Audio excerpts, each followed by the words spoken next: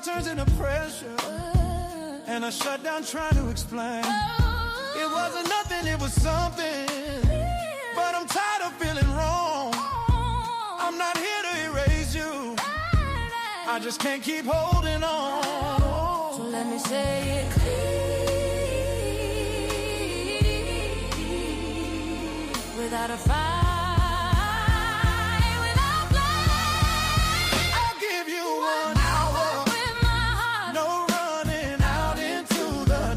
But don't ask me for forever when I don't know where we are. If this is goodbye, I won't make it mean, I won't pretend that temple wasn't real. I can leave, but I'll do my part. I'll give you 1 hour with my heart.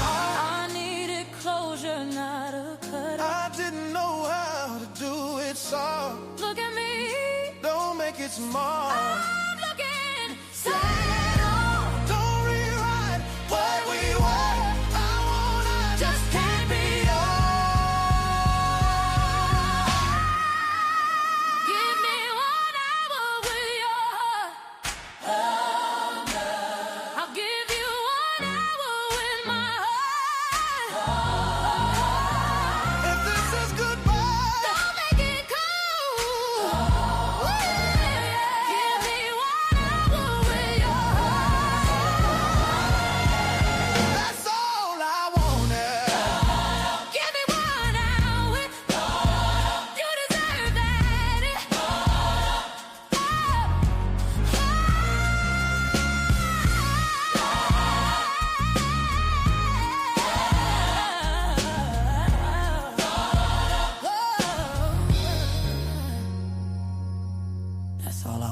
You deserve that. Her. Little black book, yeah. You know what time it is.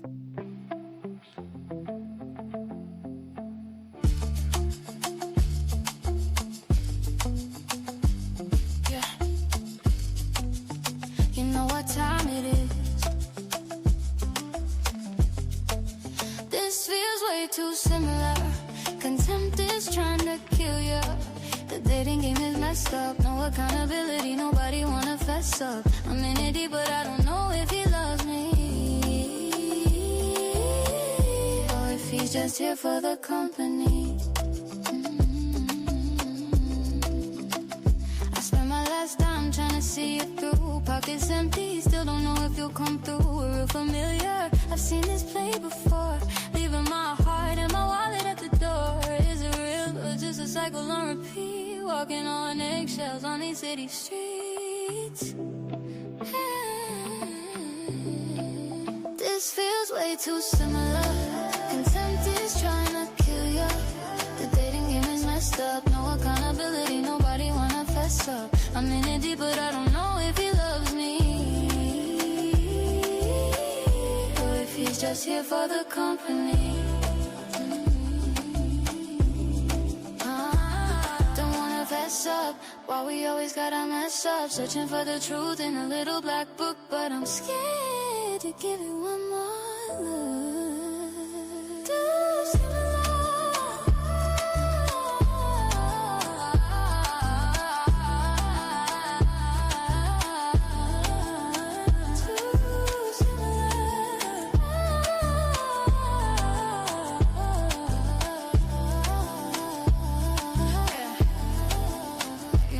Time it is.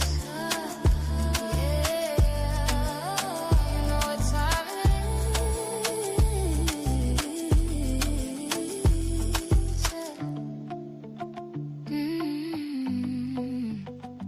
Little black book, movie soundtrack. Little black book, yeah. You know what time it is.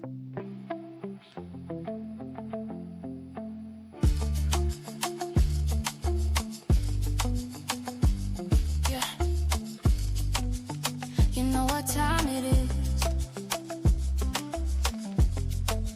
This feels way too similar. Contempt is trying to kill you. The dating game is messed up. No accountability, nobody wants mess up. I'm in it deep, but I don't know if he loves me,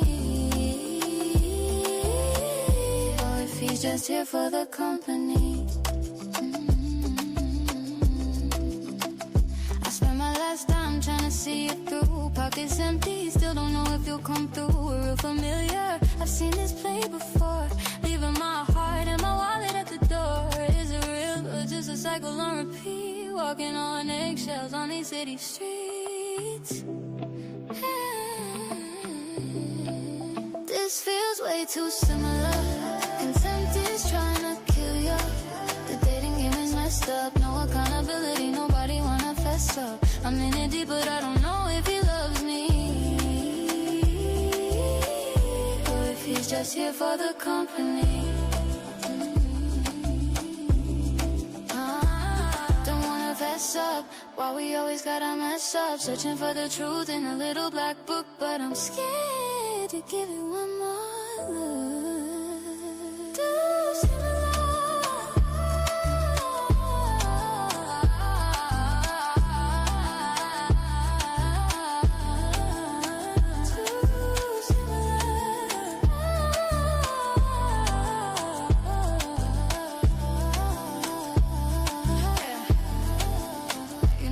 Time it is. Yeah, you know what time it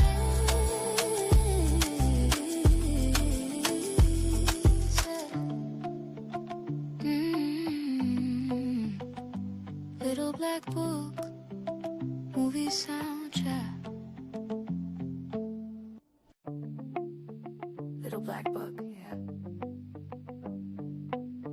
You know what time it is.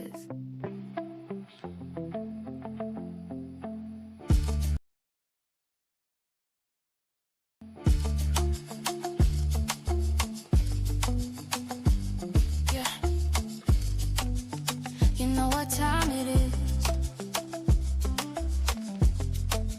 This feels way too similar. Contempt is trying to kill you. The dating game is messed up. No accountability, nobody. Let me show you the wanna fess hypocrisy of the up. internet. Yeah, I promised myself I wouldn't get started, but they've started me. They have started me. When we ask them why they had kids at 18, where's the dad and where's the ring? They tell us, a ring is not going to change anything. You can still be cheated on if you're married. A ring means nothing. Today, because India has cheated on Dami, all of a sudden it's because he didn't propose to her. What was he expecting? He didn't propose. Are you stupid? By your ideology, would she not have cheated still with the ring? Because she's a cheater. A cheater is a cheater. Let us call a spade a spade. Stupid women, brainless individuals, just making us look very stupid on the timeline. Just shut up, all of you. Like, scientists, I want you to get out your notebooks. This right here is evidence of why a father is very useful to the development of daughters. They are very useful. The brainless individuals, you'll see a pattern. They're all baby mamas. They all have no dads. I'm telling you, go on the Shade Bro right now. I was half an hour looking at people's pages. They're all baby mamas, no dads.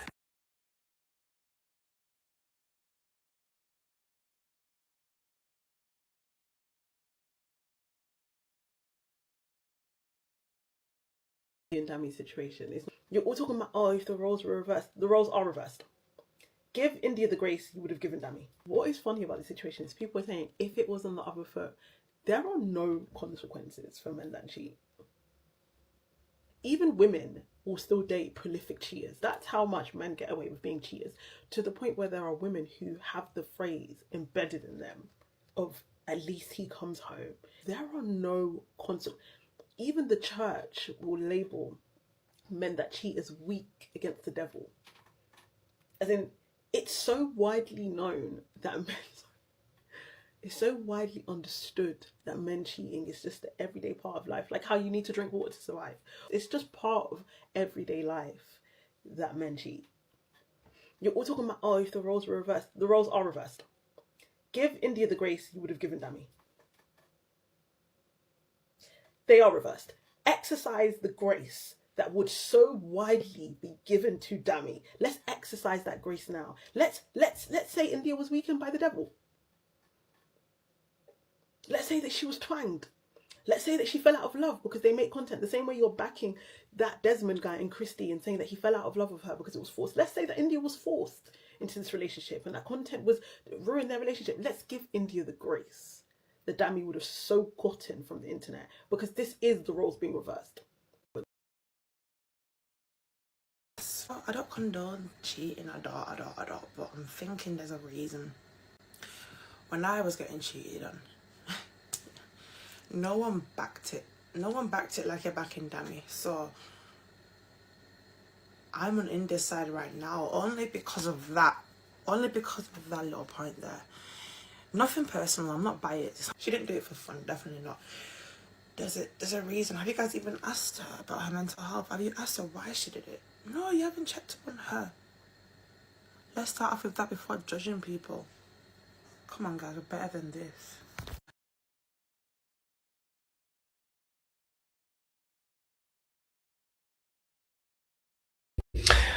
Hey guys, welcome to the Landlord 91 podcast. If you're watching us from Little Black Book, get ready because it will come off the Little Black Book and it's going to go solely onto the Landlord podcast. All right. So if you need a link for that, I will give you one. But I want to just have this conversation because the men have got to speak today. We've got to speak today because there's another gender war on the brink of a horizon. You know, we win one war, we lose another. Look, Keith Starmer just came out and said he ain't going to do no digital IDs, bro. We just won that war, blood. And now all of a sudden, Shea Burra, Bouncer, and the whole of the UK media are going crazy over the India and Dami situation. But you see, the turmoil, okay, isn't just here because just before India and Dami kicked off, the whole situation in America kicked off with Desmond and Kirsty. And listen, look, me personally, I want to just keep it a buck and keep it real. Yeah, let me be real with you. I did see a lot of mandem saying there's a reason why Desmond cheated, and I ain't gonna hold you. I'm a fair person. I ain't gonna hold you. Okay, I saw a lot of people saying like there must be a reason why Desmond cheated. You know what I mean? And of course, his statement coming out saying the fact that he was trying to leave the relationship.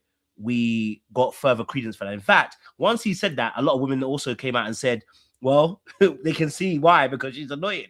So, there was some stuff like that. So my only balance, and I don't agree with most of the girls, but the only one I didn't agree with, one part I agree with is this. If I, as a man, and other men are going to start saying they can understand why Desmond cheated and there must be a reason why he cheated, we're going to have to hold the same flame to India. And I don't like that. But it is the truth. You have to be balanced. If you're going to say that, look, cheating is cheating. You should be held accountable. Okay? All right? But if you're going to be saying we know why he cheated and all that kind of nonsense, bro, then we have to hold it across the board. Why did India cheat? We have to ask that question. We have to ask, was Dami boring her? Was Dami maybe doing some stupidity? Then I can't be mad at the girls when they're saying that particular aspect. Now, where I'm going to disagree with the ladies, there's something that we don't do. We do not celebrate. Something I haven't seen the men do yet. Maybe they do. I ain't seen it yet.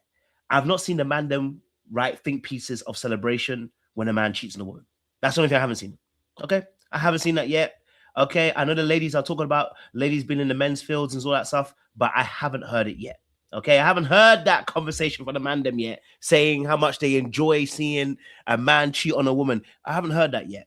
You know what I'm saying to you? I haven't heard that yet. So, that's a different conversation. I got a few more clips before I invite a few people up to come up and just, come and talk about what was going on in the fields. I'm going to ask some real poignant questions this particular panel as well about the state of the gender war, because, I'm sure like me, we kind of tired of this gender war a little bit, you know what I mean? But we have to have a real conversation.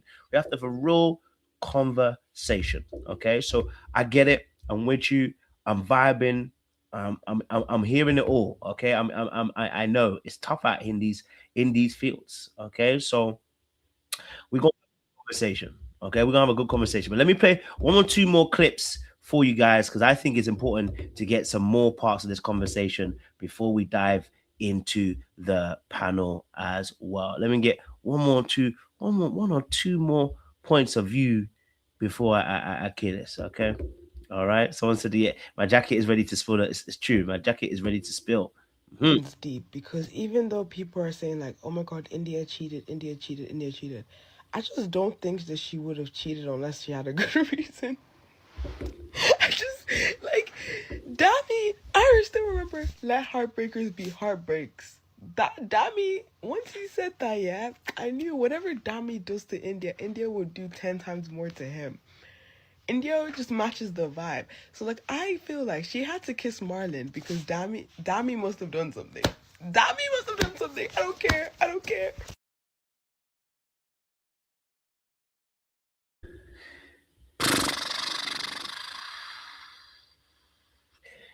Yeah, that's a major question they're asking. You know, did Dami do something? Well, you know, hey, shoot, we're gonna get that conversation answered. You know, we're gonna have a tough time having a conversation today because we're gonna ask some serious questions about each other. Oh, there's me going off. All right, we're gonna have some serious questions about each other. But listen, if you're here and you're around, make sure you're liking the live. Look, if for those of you who are joining on Little Black Book, I need you to skip over to the landlord. Okay, all right. I'm gonna send you a link so you can see it because what I want you to do is get over there because the Little Black Book link is going to die. Okay, the link is going to pass off, so you won't be able to watch. Yeah, so I need to get over there. All right, so I'm going to send a link in the chat for you so you can get over there as well. Okay, so if you're having fun in this Little Black Book part, I love it. I appreciate it. Okay, we love it. All right, we love it. Okay, so let's get into that as well. But I've got some gentlemen behind the scenes who are ready to chat this up as well, and talk about these topics in good stead and good fashion. But I want you guys to watch this last video of Marlon, who was the one that who was doing the cheating, and there was a conversation that was to be had. I do have to say, this part of the conversation, we do have to ask this question because had Dami been kissing a light-skinned woman, would there be issues? I just have to be real. If he was kissing a light-skinned Keisha, would there be uproar from black women? Would there? I just you know, because the way that you guys harass the footballers when they come on the screen and they're dating a white woman, I just don't know if you would be free enough to get away with somebody kissing a white woman or a light-skinned woman. I know that y'all would not be comfortable. I know you wouldn't be okay. Not saying necessarily my audience, but I'm talking about the wider context of audience, right? It would not be okay. There would be World War III. Okay, it would kick off. And this video was a great video explaining this point. And I'm gonna get my panelists on to come on and share their points of view as well. Okay. But anyhow, Dami was seen lipsing a light-skinned woman at some open place, some public place. Oh, I really don't want to be that person. He'd be getting grilled 40 days, 40 nights. You know this. We know this. Like, internet, do as you please. But we've got to hold people accountable. If this was during them being together, yikes. But if it was Dami now, like... Old girl didn't lie. Old girl did not lie. One piece. But look, there's all different opinions, all different questions, all different types of conversations. Okay. So if you haven't already, if you're in the chat, listen, I put the link in the chat. Do not miss it. Okay. All right. Join us on the Landlord Podcast 91 YouTube. I put a link in the chat. Join us on there because this Little Black Book is going to go private. You won't see it no more. I appreciate you guys are joining, but if you don't join over there, you won't be able to join into the conversation that's going on. I promised you guys men's conversations, and that's going to be happening on the men's side of the Landlord YouTube. So I'll play a little clip and get my panelists on to discuss some of the latest events that have happened in the UK streets. It's been a little bit crazy, has it not? Has it not been a little bit crazy? I appreciate you. So make sure you join that link because once I play that clip and after, you ain't gonna see me again. Welcome to the Landlord's Podcast, where the man's reality is exposed and the truth is a weapon.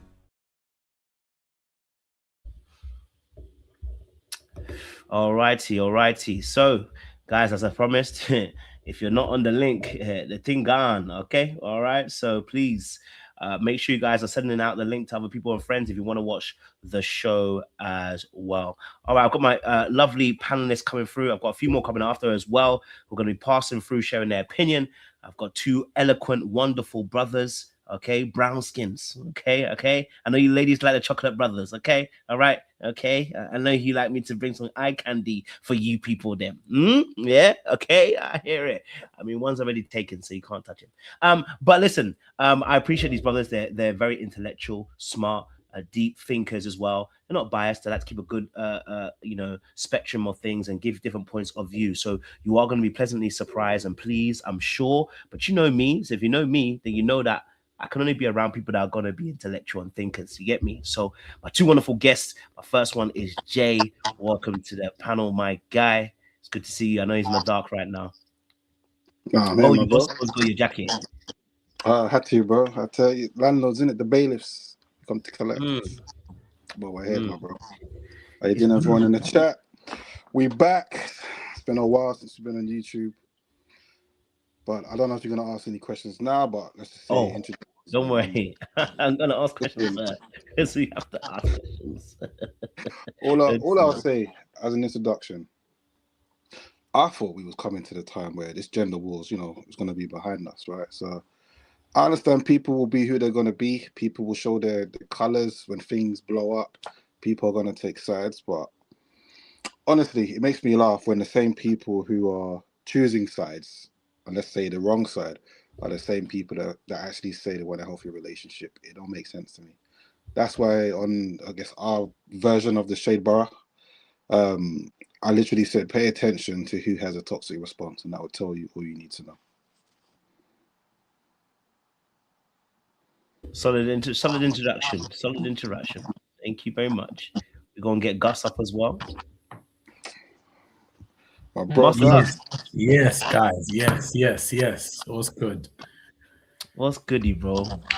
I didn't have my jacket, so I feel as if I'm not one of the landlords. So don't worry, sir. I remember for next landlord time. is the same.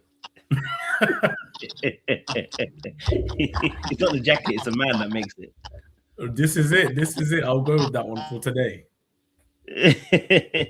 I want to just get quick because obviously Jake's added his little 2 penny pence. Gender war 2026. Did you think we left it back in 2025? It should have been left in 2003, man. Like, because it's been going on for so long that like something just has to stop it, because this can easily happen till 2020, like till 2037. Like, it can just keep on going, because the reality is that life carries on going, and the facts are mistakes are going to be made. That's guaranteed. So if mistakes are going to be made, if our response is always like this, gender wars can keep on happening for the next generation. We could be 80 and someone could be on your channel carrying it on the same topic, different characters, but it's the same story. So I think that our community, there has to get to a point where, in order for like a war to finish, both sides have to say, listen, we've all taken losses. It's not been nice, but we all want this to stop. And it has to be a community thing.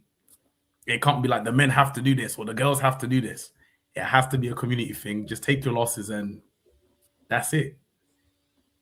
I definitely hear that. Let me bring you all closer. Well, listen, let me just, obviously, those who we know in UK, it's kicked off a little bit, right? The Dami and the India situation has taken precedence over the UK social media space. They are two wonderful influencers who I really like their relationship. When I watched with Love Island, I can't lie to you, I thought Dami's gonna do damage, but in Love Island, he actually was, he did a little bit of stupidness, and then India kept him in play, and then after that, they've been really working together. I've seen the way they've leveled up, the way that they do fashion together, the way they go out. They just seem like a unit. You know what I'm saying, Chu? Of course, we know that social media is only social media, right? But they seem like a good unit, and I loved seeing their aesthetic, especially on the screen, and they seem like a really good vibe. But alas, it gets to a point. It gets to a point where something happens, and this is what takes place. Let me remove this other video so you can see what I'm talking about. There's no sound for this one because there's no need for sound on this one. But those who can't see, oh God, let me just rewind. When a girl does her hands on her face like that, she knows she done something she didn't do. Oh, Lordy. Good gracious. Let me just so they can see there. Oh, Jesus. That is the hands of somebody who knows they have done something wrong. But look, I want to answer this first question. I'm going to flip it. I'm not going to put the guys first. I'm going to flip it. I'm going to twist. Should she be crucified for making a mistake? Should she lose sponsorship deals for making a mistake? Should she be cancelled in the UK for making this mistake? Surely it is just a mistake? I would love to hear from two brothers beside me as to what their thought processes was to this situation. Should she lose these things? Huh? Should it be? Master J, let me go to you, sir. Should she lose those things? Should she lose? Do people lose things after they've been caught cheating? And I'm not talking about her personal life. I'm talking about specifically her deals, her shows. Because even one of the shows that she did in the UK, for people in America who don't know, I can't remember the name, but it's some court. It's pretending away. It's not real, but some court type of show. And literally on the day, they reposted her going after someone else for cheating. Obviously, it's fake, but it was something that they just wanted to take advantage of. And I guarantee you, there's no love lost that's going to be between them. So I don't see her deals or anything being lost anyway. So that's my answer to the question. If it doesn't affect your business, then no. However, then you're going to ask the morals of the people you're doing business with. And there's going to be people who will say, do you know what? I rock with you. I like what you do. But the fact that you are or were cheating, we can't align with you in that way. And that's fine, by the way. I would accept that. That's completely fine to me. If someone wants to walk away because of that, that's completely fine. Yes, what you do in your private life is what you do. But we all know, bro, what you do in your private life can, once it's made public, can destroy everything. So I don't feel people, whether it's men or women, should lose everything, but they understand when they lose something. And I'm specifically talking about their job, their work, their career, their public life, whatever, right?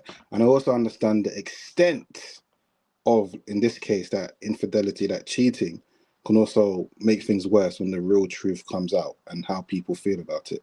Like, I get that. There's many people who may not make an initial decision, but after some time, when they hear the details, they're like, yeah, this ain't no mistake. This is real, you know, like real life here. This is you're calculated. And by the way, this is where I start talking about people like Derek Jackson. And we talked about him in length, right? His whole business, everything is around relationships and being this stand-up guy. Come to find out, he was talking about himself in the same, well, in fact, all that time he was talking about himself. He was that same type of guy. He lost his business, not to the point where he was broke, but obviously his deals. He was meant to go on the tour with Bishop T.D. Jakes. He was meant to do a lot in that particular year, but it all went out the window. So it does happen. Do you know what I mean? But end of the day, look, let's be honest. Whether it's a man or woman, we're all going to talk about it, but people generally don't take it as serious as someone losing the whole livelihood. Yeah, someone's heart might be broke, but, you know, we don't take it as serious as someone's, you know, grape or any type of essay or anything like that. So I guess you can say it's subjective, man. But yeah, bro. Gus, should she lose endorsement deals and all that stuff?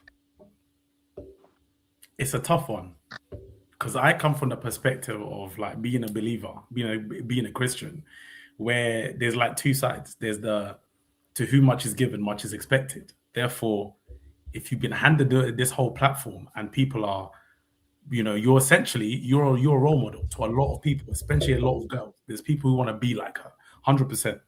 Therefore, if you're to do this and there's no repercussions, some people just learn the lesson of, I can get away with this too. Like, it's not actually that deep. And then it's actually affecting the issue that we already maybe have in the community even more. But then there's also the other aspect of, you need to judge how you want to be judged. So if we know that it's likely that you can make a mistake in life, how would you want this to go? So everybody's going to say, I would want to keep everything. I'd want you to just say, we forgive you, Gus, we love you, all the best. This was just a mistake. So it's a very difficult one. And it's one of them ones where I don't think she's going to lose that much, honestly. Because I've seen how, like even the video that you posted earlier, for the girl to say, there must be a reason why she done this. You can see that already the angle is, I'm trying to justify why this is not too bad. Yes, she's done something wrong, but if I can pin another reason as to why this happened, I can then agree on both sides that she shouldn't have done it, but he kind of deserved it. Therefore, I can still be a fan and I can't be cancelled by saying I'm an India fan. And I think that's likely what's going to happen. And on the other level, she didn't really end the marriage. And that's the thing. And there is a distinction. A relationship versus a marriage tends to, even the corporate world, they tend to look differently when you cheat on your spouse. And there's a whole divorce settlement going on and all that kind of stuff. How long did this happen for? But when it's a relationship, I do think she will get away with a lot. It just is the way the world is. And I want to be honest with you. I don't think you should lose anything. I don't think you should. I personally don't think you should. And I say this because unless there has to be certain circumstances, right? For instance, like let's say her and Dami run a business, then necessarily that will run its own consequence, which is he can't trust you, you can't trust him, their business has to go his own way, right? That's a natural consequence. But imagine you cheated at work and you come into work and they have your box on the table saying to you, well, sir, we take moral obligations very serious. Now, there are some jobs where that does happen. There are very few. There's specific jobs that this will happen because, again, your relationships are so important to the actual job. So I can understand that. But in a normal case, imagine you did something like this and then you come to work and they say to you, box on the table, Gus, Jay, Coach, God forbid this will never be none of your portions. But you know what I mean? Like, yeah, pack your bags. You're out. You know what I'm saying, Chu? So this is where I hear what you're saying as well, Gus, about the measuring out the judgment. I wouldn't want that to be the case because we do make mistakes. But I guess some people who have never cheated in their entire life will tell us, well, they don't care because they're never going to cheat. And so I also understand that particular point too, where they're like, well, I'm never going to cheat. So that thing will never be on me personally in that particular space. So I can also see those particular perspectives coming into the fray in there as well. I guess I gotta ask though, you know, was it that deep? Because let's be honest, she didn't sleep with that man. From what we can see, it looks like she just kissed him. I mean, is it really that deep that she kissed him? Is it more the fact that that is on the internet? That our unfortunate sis got found out on the net. It's not like you know she was. It's not like she was having an affair. Or am I minimalizing? Because look, it's just a moment. Somebody caught her in Duck and Waffle, and if you know anything about Duck and Waffle, it's 24 hours of Duck and Waffle. You know what I'm saying to you? It's 24 hours Duck and Waffle, okay? And you're like the 77th floor. I love Duck and Waffle, by the way. Yeah? You're like on the 77th floor, okay? It's like central London, very much. You know what I mean? All gate styles, yeah? It's a very nice place. There are several restaurants above you and below you. You get me? Yeah? So if you're Duck and Waffle, the view is amazing. You know, unfortunately, she got dizzy. Her head was spinning, very high heights, and a little bit of alcohol in the system. She kissed him. It's just a mistake. It shouldn't be. It's not even cheating, really and truly. It's just she slipped and fell. Is that what we, you know what I mean? Can we call it that? I see Jeff in the back. I'm going to bring you on in a second too. Jay, is it that case? You know, while you was talking here, I was this close to putting on my mic and telling you to shut up. I was this close.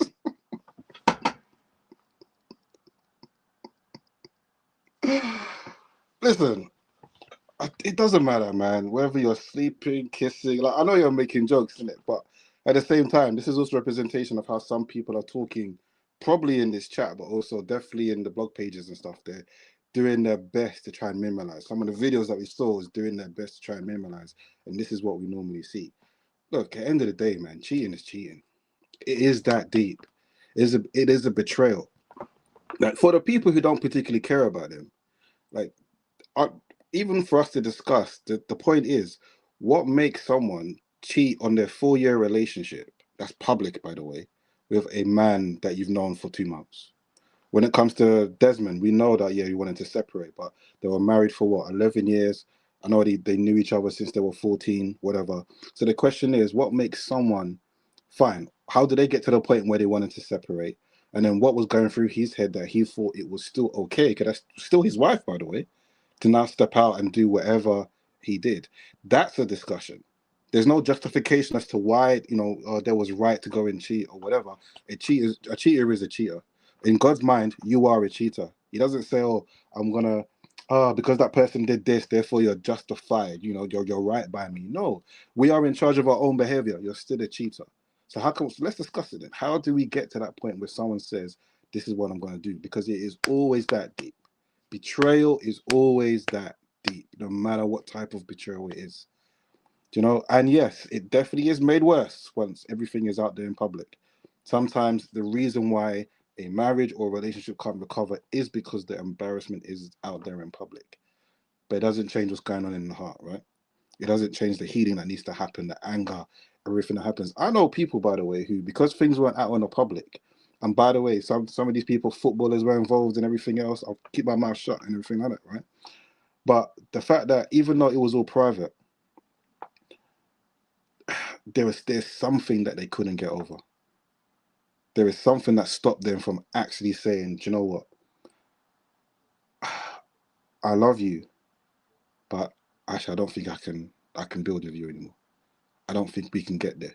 And they've tried. So it's always that deep, which is why when it happens to any of us, it's devastation. Absolute devastation. Whether it's and the kiss is passionate as well, my guy. The face, she knows what she's doing.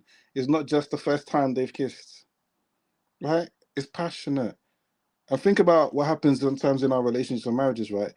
Sometimes there's no passion in the actual relationship you're in, but then you see passion with someone else. Hey, that's painful. That's absolutely painful. So anyway, my point is always that deep for me. I'm not minimizing it. I'm not going left. I'm not going right, straight down the middle. Don't do it. Doesn't matter what it is.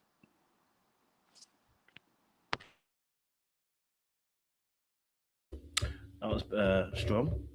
So he said I was strong. So he said, listen, don't do it. Goss, maybe we can see a little way through this one and see how the girl just you can't see how, you know, lips can, it's a special moment, you know. Can't see it.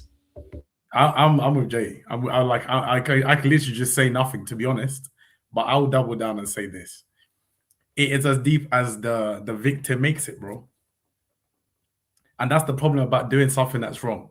The moment you've done something wrong, you can't be the one as the person who's the wrongdoer to try and say, oh, but it's a bit too much now. You can't. Because now you've opened up yourself to receive a judgment from this person according to how they feel and what they want to do. So it's as deep as Dami decides to make it. It's literally that deep. And you kind of just have to take it, especially if you want to keep him, you're going to have to face it. But the bigger issue of why I think it's deep is that we make the mistake of judging an action, but actions really reflect a pattern. So, and it also opens up that question mark of how big is this issue? Because the issue is really deception. That's the main issue. So anything that you do that's deceptive, now it's like, forget about your kiss. When you're out of my sight, let's say if they get together, anytime he doesn't know where she is, anytime she takes a bit longer to risk anything that's out of the normal patterns that she does, like this is where we're going back immediately every time. So the fact that that's what you've done, it means that there's a lot of things that I'm questioning. And let me even take it further. Let's assume they get married, you have children. Who you are, you can only parent based on who you are and your values. So if you see your sons moving in a certain way, but it's within you to think it's not that deep, when they do stuff they shouldn't, you're going to parent it like it's not that deep. And then what kind of people are you bringing up? And if they start to act up and, you know, you start to realize as a husband, mom is the one who's created my sons or my daughters to be like this, what's that doing for your marriage? Now you're in conflict. Like, I'm taking it this far because the reality is that the future, which is what I say on my, like this week I've been posting about purpose and pleasure, funnily enough, but I say that the future pays for the present. So whatever you do right now, the currency that you're paying with is in the future. So if you say, I want to go do crime, you have to pay with your freedom that's yet to come. Therefore, whatever's happening here, like the patterns that are beginning, there's something that has to be paid for in the future. And she's going to find out what payment it's going to be from Dami. So for me, I'm like, something is very deep, because if you want freedom, which is something that everybody always wants, think about what your investment is currently and what is it likely to remove in terms of freedom in the future. So she may find out that actually deals are going to pull out. Now what? So for me, it's very deep on very many levels. And also, lastly, people are watching, man. You're going to want to be with somebody in the future What? There could be a guy who was literally waiting for Dammy to flop so that he could jump in. He's now gonna be like, whoa, whoa, whoa, whoa, whoa. A lot of people are gonna be falling back. This impacts you in a massive way. You know what? Those who have gone to the dark side have more grace for those who are on the dark side. I'm just kidding. I'm just playing. But what I would say is, you know,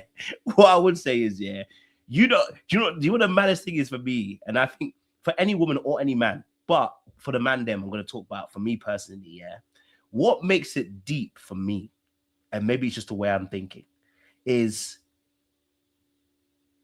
the fact that she's kissed this man means that the emotions have been strong. This is not a momentary thing. You know what I mean? Humans in general don't usually, like, this is, you know what I'm saying to you? Like, this was a very intimate setting. This is not you in a club and you were stupid, sloppy, stupid nonsense. Even that still is annoying, it's still betrayal. But that one day, the strobe lighting might get you. You're in a nice setting. You've chosen this location. This is a specific location of some romance in the air. You know, when you're gaming each other a little bit. You've got an atmosphere. You've got a nice little view over London. You know what I'm saying to you? Beautiful sight. City lights. You're seeing the Tower of London behind you. Bro, like, it's a special sight. You get me? So this is not a normal place to be at. You feel me? And then for you then to be in public, I want you to understand, for any man or woman to get to public and be comfortable, is because you were very comfortable privately. That you forgot yourself that you were in public. You know what I'm saying to you? So now you're in public and old boy has kissed you in that moment. Blood. I'm not saying sex is even having to take place. Sex will be even easier for you. This one, they've emotionally connected beforehand. There is chemistry. There's attraction. The girl went, oh my God. That tells her everything you need to know, that something has taken place. A transaction has taken place. My girl has forgot herself. She's been lost in the sauce in that moment, bro. That was what would break me. Watching that video, my heart would just break. Just crack.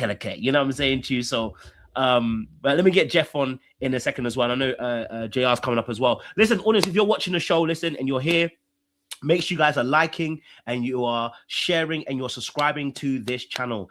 If you love the content already, this is going to be a men's space. Yes, so the ladies, I know you're going to enjoy the conversations from very sound men. Okay, yes, sound black men. Okay, you've been wanting to be in a place where sound black men exist.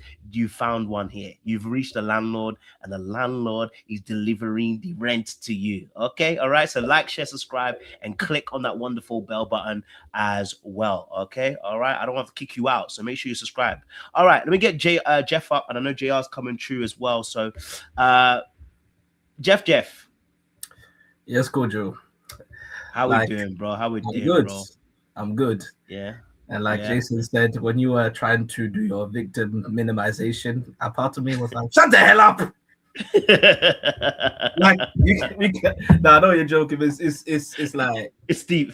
It's deep. It's deep like Niagara Falls on this one, especially when Dammy, the one who has been cheated on, now got to relive this. Because think about it, whether a man or woman, imagine the emotional damage, the fact that you have to replay. Think about it, it's now out there in the ether. So the fact that he probably has seen this by now and has to relive it over and over again. The questions of what goes on through people's minds when they get cheated on. Why did this have to happen to me? Why was I not enough? Like, what did I do to deserve this? Like, the mental damage that comes along with something like that, you can't minimize that just because, and I think, again, I already said, end the gender war. I think this is where conversations like this need to take place regarding, like, regardless if you're a man or if you're a woman, if you cheat, you cheat. If you cheat, you cheat. It's a moral lacking. We can't have this moral inconsistency. We got to call it out for what it is. And like Gus rightly said, we don't know the generational curses that may come after this. Because if people are going to say it's not that deep, I hope when it's your turn, when you get cheated on, keep the same energy. But most people are not going to keep the same energy when they are the ones that get done dirty. So, yeah, I got a lot more to say on that subject, but I'm gonna hold my peace. No, I appreciate that. Thank you, JR. Welcome to the conversation as well. We've got all the man them. Well, it's a couple one or two more men coming through a little later, but JR, you know, obviously, is it really that deep? I asked Amanda if it's really that deep.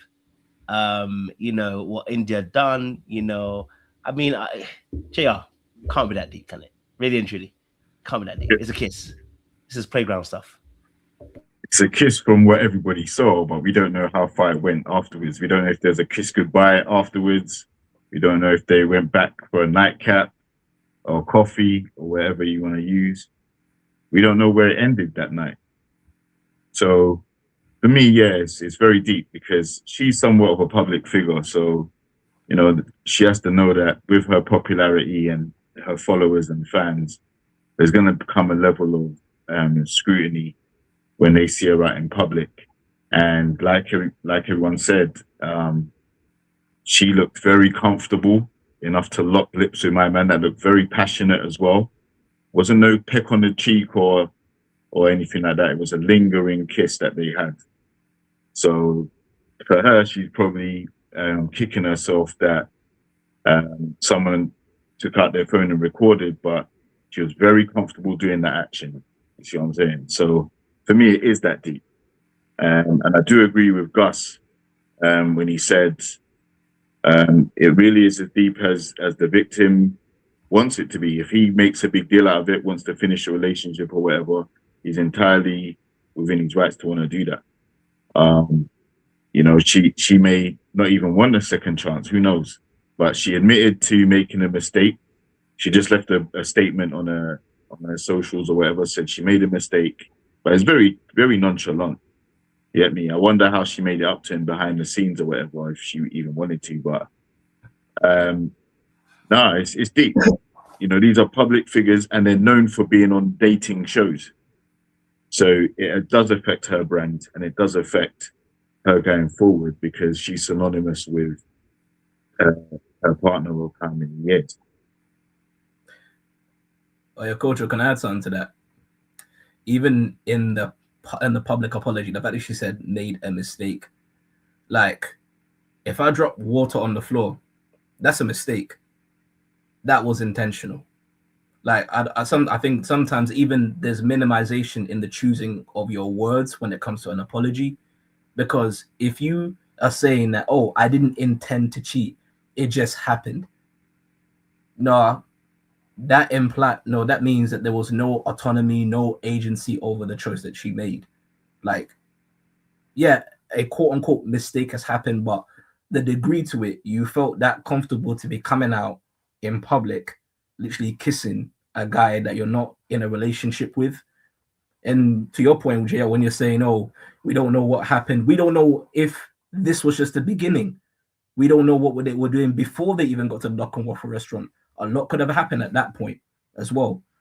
And the fact is, your emotion, you find that emotional connection with somebody else. It leads to a whole heap of other questions as well. And then it also makes you wonder, if she can do this bravely in public, what is she like in private? And also, just there's so many questions that are now been open. The fact that she's now publicly done this for real. So, I hear that. So, okay. So I'm gonna switch it a little bit. Okay, still about Indian Dami, but why would she cheat though? You know, I think we have to ask that question. I think we do need to know why she cheated though. You know what I'm saying to you? Like the same way that we were, you know, dissecting Desmond and seeing how he looked unhappy and the brother was fake laughing for a lot of the videos that he was in with his missus. If you don't know Desmond and Kirsty, I'll play a clip for you guys to know who it is. It's an American couple. But the brother looked like he was for those last few years, old boy was acting through it. You know what I'm saying? He looked like he was going through it, bro. Man was just laughing like an anime character. He was doing so much. You know what I'm saying? He looked like he was having to suffer. And the ladies, some of the ladies also started telling us they can see why he might have been cheating. So I want to know, like, why do you think India cheated on Dami? I want to know some think pieces as to why this young lady, beautiful India, you know, loyal, you know what I'm saying, to you, faithful, you know what I'm saying, to you, okay, all right, a real G, You understand? Yeah, because she rode for 4 years, blood. Yeah, it's not an affair, Kaz. It's a moment on the 77th floor of the Owlgate building. Okay, yeah, okay. So I want to know, Gus. Yes, what is the reason why she cheated? Like there must be. Dami must have done something. I believe so. I believe that Dami was boring, not very entertaining. He must have done something to her. Girls don't just cheat like that, my guy. It's not possible. It's not a vacuum. Something was happening to her. Talk to me, Gus. Bro, number one, yeah, I feel as if you're on a warpath here to just get people angry. But let me say this. If anyone's got kids, right, like they're doing your head in, right, and they've literally trashed your whole house, and then you actually drop kick them, nobody's going to ask you, but what led to this? That's the last question that will happen after you're already in handcuffs. You get me? So there's some things where it's like what happened is almost null and void, because it's like you have an opportunity to just say, listen, for whatever reason, I'm bored. I don't even have to give you a great reason. I can just say, I'm bored. I'm going to leave you because you're boring. And she can be well within her rights. You just have to suck it up. But what I'm going to say is this. I tried to catch up with this whole thing, and I saw one clip, and it changed my whole perspective on this. There's a clip where she's on a game show, and yeah, you already know where I'm going. She's on a game show, and the person who's on her team or something gets the answer wrong, and the game show guy says, oh, you got the answer wrong. The answer is that India cheated when she was in secondary school. She cheated on her boyfriend. And India's like, oh yeah, see? Like you got it wrong. And that in itself starts to show a pattern already that maybe started very, very early. And the fact that it happened in secondary school, I don't know how old she is, but you know, she's way past secondary school, and then it happens again. At that point, patterns is where the problems begin. So mistakes, fine. I hear it. People make mistakes. But when a mistake turns into a pattern, the consequences now need to be bigger. And I think even in the court of law, that's how they look at stuff. First time offender, repeat offender, it's not the same kind of judgment. So it seems like there could be a general problem, like internally. Where it might not matter what the guy does. It might just be a thing where I'm used to this. I definitely hear you. I personally think that you know she's I'm gonna get you get me, I'm gonna get you back. You hear me? Yeah, I see that. So I'm not saying he cheated. I'm just saying that, you know, maybe he went a little bit cold. You get me? And I think old girl said, all right, let me bring out the big guns. You get me? Let me show you what I'm working with as well. You see, one heartbreaker to another heartbreaker. Let me show you what it is. You get what I'm saying to you? I can see, you know, I can see how the girls were feeling that too, because my girl India, she wouldn't just cheat like that, man. You know what I mean? And she even did it nicely. She kissed. She didn't even do the sex part. You know what I mean? Our good sis wouldn't even do that. You feel me? So I think she did him a solid. I think it was simply a case of, you know what? He wasn't treating her right. He wasn't really emotionally as present. You know, he wasn't really... He was probably failing on a romance perspective, man. Have you ever seen a girl cheat when the sex is good? I haven't seen it yet. Jeff, talk to me, bro. Well, I'll go on for the thing there, Kez. Talk to me. Talk to me. What's your thoughts? What's your thoughts? Why do you think India cheated, bro? What's going on, bro? I think you're really trying to set us up right now. Like, what you doing, fam? What you doing? Nah, like it's like, I mean, there's multiple reasons why people do what they do, like why people cheat. Okay, so if I'm gonna entertain it, it's possible where she could have had her emotional needs not met. Maybe she was not seen, she was not heard, felt unappreciated. There's a lack of affection, validation, emotional intimacy. It could be sexually incompatible. Well, we do hear cases of people staying in relationships where they are not incompatible with their partner, where you pick someone that you don't like. That could be something. It could be poor boundaries, impulse control, a difficulty saying no, especially if we're hearing from history that she has cheated in the past. It could be a thrill seeking or novelty seeking. Who knows? She may have got tired of being with Dami. There's a possibility where she felt like, nah, this guy, I'm not really feeling him like that. And who knows? Maybe there was inconsistency regarding the way he showed up before when it came to love languages. And at some point, maybe there was miscommunication. He went cold. She's now wanting to looking for love or looking for some form of connection from somebody else. And she just so happens to stumble upon a guy that, oh, this guy's nice, this guy's attractive, so let me do what I do. It doesn't justify it though. Who knows? It could be a fact of maybe her ego needing to be stroked, or maybe it could be a fact of her attachment style. Who knows? It could be the fact that she's conflict avoidant, the fear of confrontation of ending the relationship, the fact that, who knows, she perhaps wanted a way out, didn't see a way out. And so she decided, you know what, Marlon, he is meeting my needs. Right, meeting my needs. Still doesn't justify it. Still doesn't justify it at all. Yeah, if I'm going to entertain the possibility of her cheating. Yeah. You know what? I have to give it credentials though. The cheating was spectacular though. The man's a good looking man. I have to give it to her, fam. You get me? Like, she didn't pick anybody, blood. She picked somebody that's you know when they say looks pro max, that's what they were saying. I saw the comments, looks pro max. The guy was on looks pro max. I'd be vexed, blood. I can't lie to you, blood. You get me? Yeah. I'll be vexed and clapping for you at the same time. Like, you looks pro max me. You feel me? But JR, you know, I gotta ask that question. Why do you think that, you know, India decided to step out? Like, you know, what was Dami not fulfilling? Was he fulfilling enough? Was he not fulfilling something? Maybe, you know, I have to ask that question. You get what I'm saying to you? These girls don't cheat for no reason, bro. That's impossible. I've never heard nobody cheat for just no reason. Yeah, bro, you're using a mix of reverse psychology and sarcasm every time you talk, bro. But I'm here for it. Listen, she probably still is in Love Island mode, you know. She probably reverts back to that from time to time, because like I said, she looked very comfortable with my man, and she went to the 77th floor and still got caught.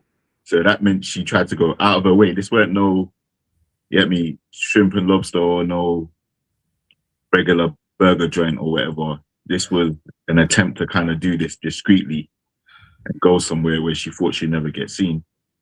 And then, like I said, like their interaction just seemed very intimate.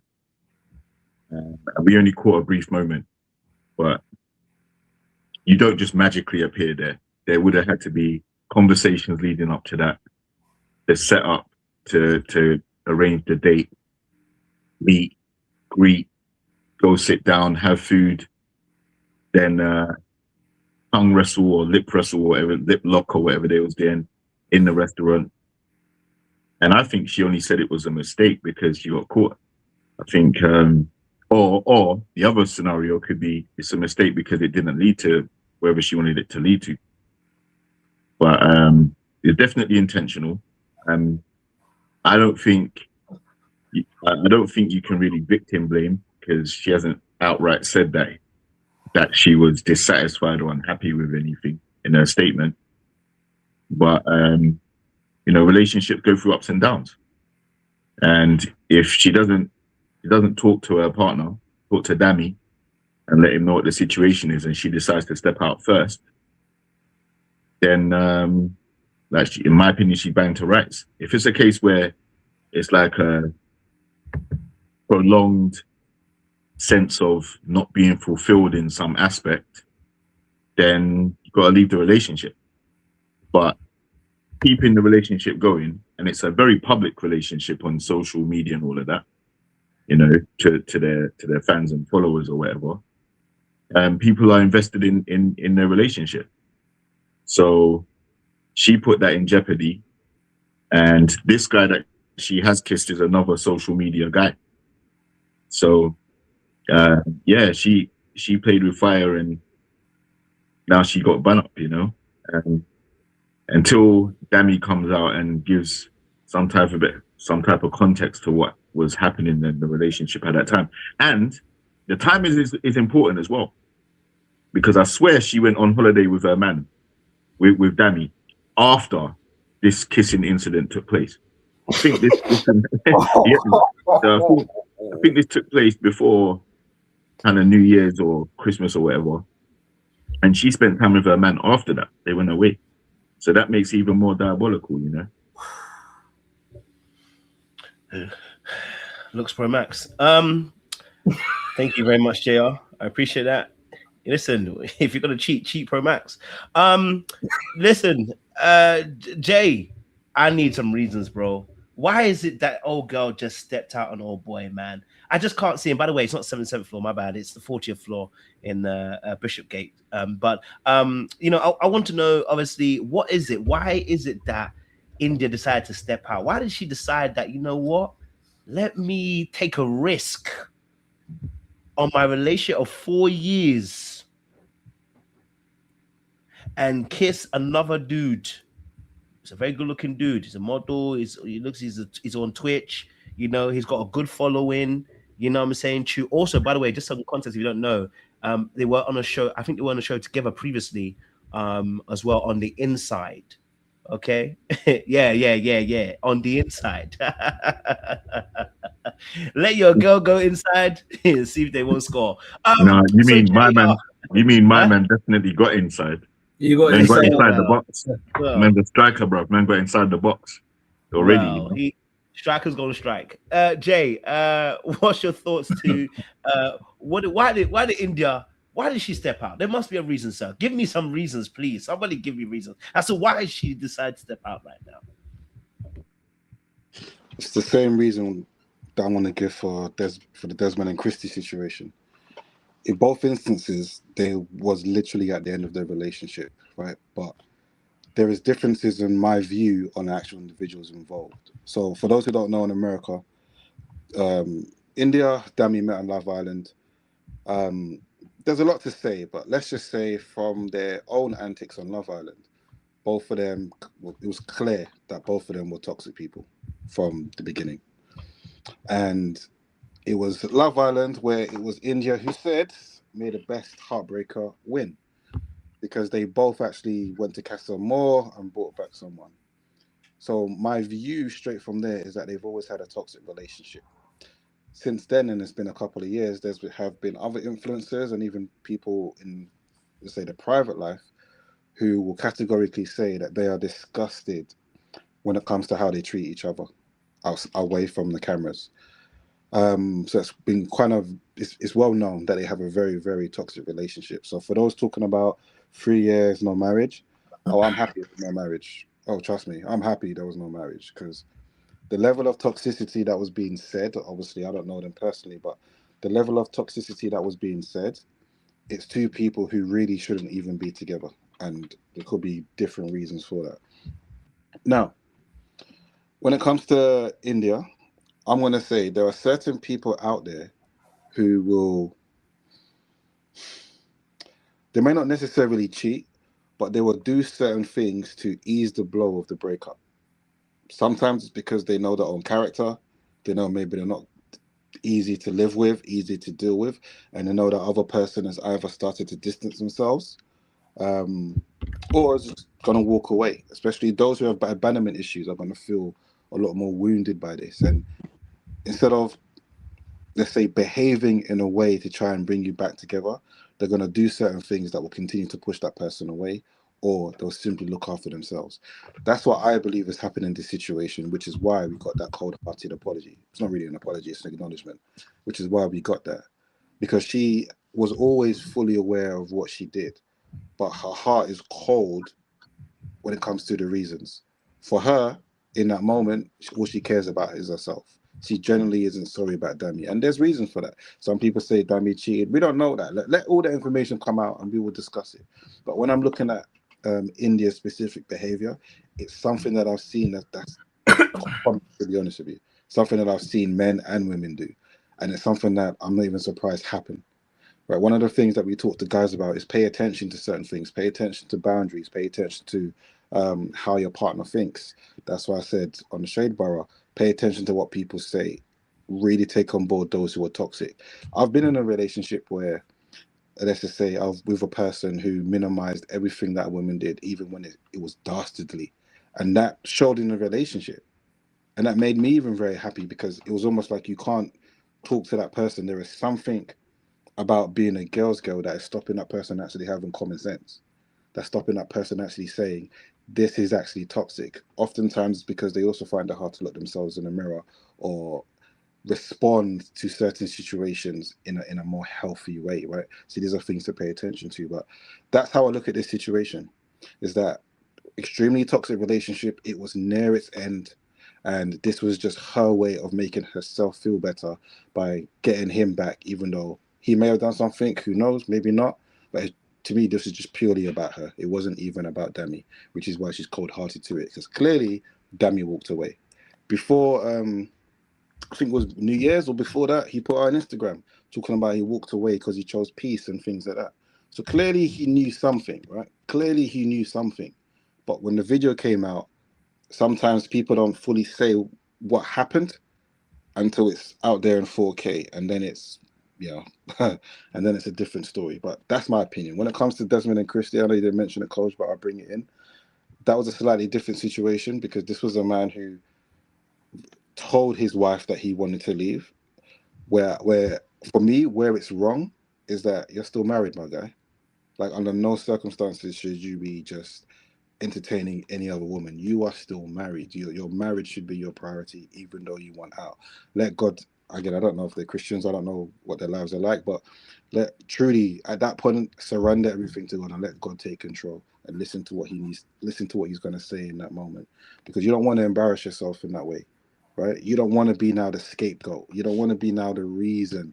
You don't now want to be like, I just find it crazy, man. Like, sometimes, and I've been there, by the way. I've been a married man who thought, I don't think this marriage is working. This marriage is for me. But for me, I said, I'm not going to go out like that. Until the moment that we are no longer together, I'm going to try. I'm going to try. Even if it makes me more unhappy, it doesn't matter. Because this is what God expects of me. So I look at it in a moment. He wanted to leave. He had a moment or moments, we don't know yet, of weakness. And on both sides, it seems like it was literally just a moment of weakness, because on both sides, the other person or the other party is nobody. Is no one important in their lives, which is another issue, by the way. People be cheating with people who really don't matter. No, I definitely hear you on that one. And look, man, I think when it comes to the Indian damage situation, we'll definitely chop it a bit more about them. But I think when it comes to that situation, people do stuff when they're towards the end of the relationship. They're wanting to get out. You know, they want to sabotage the situation. They don't know how to exit the relationship. You know, it is sad and unfortunate that had to happen. And I do feel for Dami because, of course, no one likes being cheated on, bro. It's never pretty, okay? So regardless of whether the situation is, but I can understand from her perspective as well, you know, that in that scenario, she was trying to look for an out. And sometimes, you know, when you're doing stupid stuff, you know, this should have been done in the dark, but it's been done in the light. It's just crazy, you know what I mean? It's in 4K. That's the only thing I'm saying. Like, if she done this in the dark, she would have told Dami. Dami would have never told us. He would have said maybe like, oh, some things happened in the relationship that, you know, she knows what she did, and we'd all been speculating for time about what she did. But now it's in 4K. That's my only problem with India is the fact that she did it in 4K. Sis, they've got you on 4K CCTV, and they ain't never gonna forget. That's the only thing. If you had done it in the dark and moved correctly, this could have been a quick thing, exit the relationship. He would have said his waka, waka, waka, waka. Would have never chosen a side. Now, the whole internet in the UK has chosen a specific side. But all jokes aside, apart from that, though, there is another couple who also have a situation, which is Desmond and Kirsty, okay? All right? And he also cheated at the end of the relationship. He said he didn't want it no more, but he ended up cheating, okay? Right? Regardless of whether he think he didn't cheat or not. I mean, he didn't actually say in his actual apology that he had to cheat. What he said was the relationship, he asked for the end of the relationship to happen, and then, you know, basically, you know, he has to take responsibility for what he did. He didn't say he cheated, which I think is very clever, because old boy is really not trying to say he cheated. He's trying to say basically, I was out, old girl trying to rope me back in. I don't want to be roped in, but it was, I have to take responsibility nonetheless. You get me? But yeah, he was clever with the word in there. Same as old girl who just says, you know, I made a mistake. It's very clever wording, and I think both parties are actually unaccountable. If I'm honest with you, I'm gonna be honest with you. I think Desmond and India are both unaccountable people, because whenever you do something and you don't name what you actually did, I think you've been unaccountable. Because I think when you start taking account, it's when you start naming what you actually did.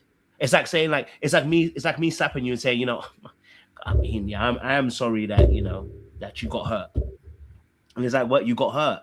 Why don't you just say what you did? I'm sorry that I hit you, that I attacked you. That would be you taking accountability. But whenever people don't mention exactly what they did, yeah, that's when they usually aren't taking accountability. But Desmond aspect, I want to have a clip here of Desmond and Kirsty quickly and talk about this situation. There's things you have to guess if it's real or if it's cake. The first time he cheated on her, my spidey senses are just tingling. And I'm like, this is not the first time. I feel like there's been multiple times where he cheated on her. And what I'm about to say next, maybe I'm projecting, okay? Maybe I need to go to therapy.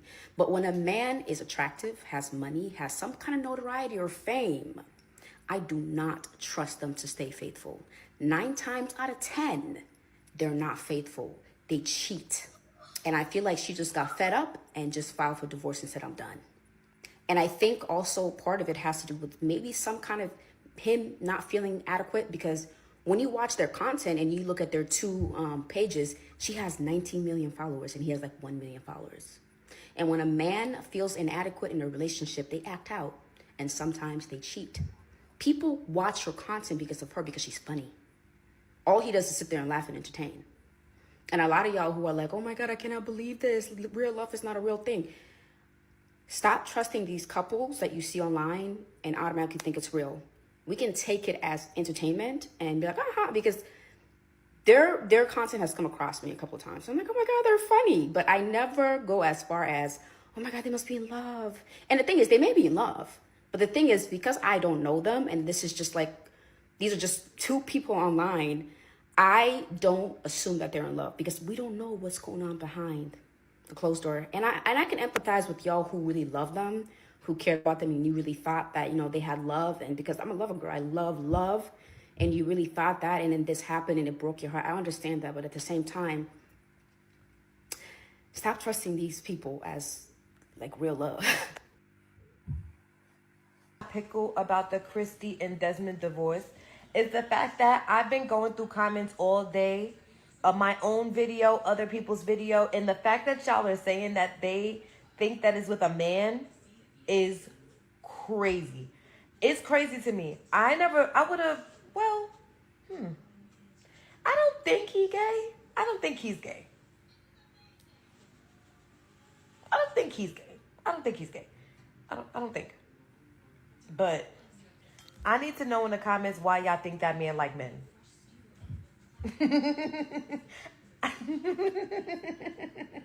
Is it the yell? Is it the scream that he be doing?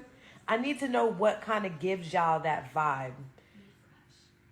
Because I'm not going to say my own opinions, but I just kind of want to know why y'all got that vibe of him cheating with a man. I want to know. The thing that gets me is this. Y'all may not say it when everybody be doing good, but when niggas is doing bad, y'all sure do share your opinions a lot quicker. I never heard nobody say that man was gay until he did what he did to Christy. Going on a date, and the theme is flowers. Here's the nurse fragrances. It's the Valentino Beauty Born in Roma, Uomo, and Donna. I love this fragrance because it's so feminine.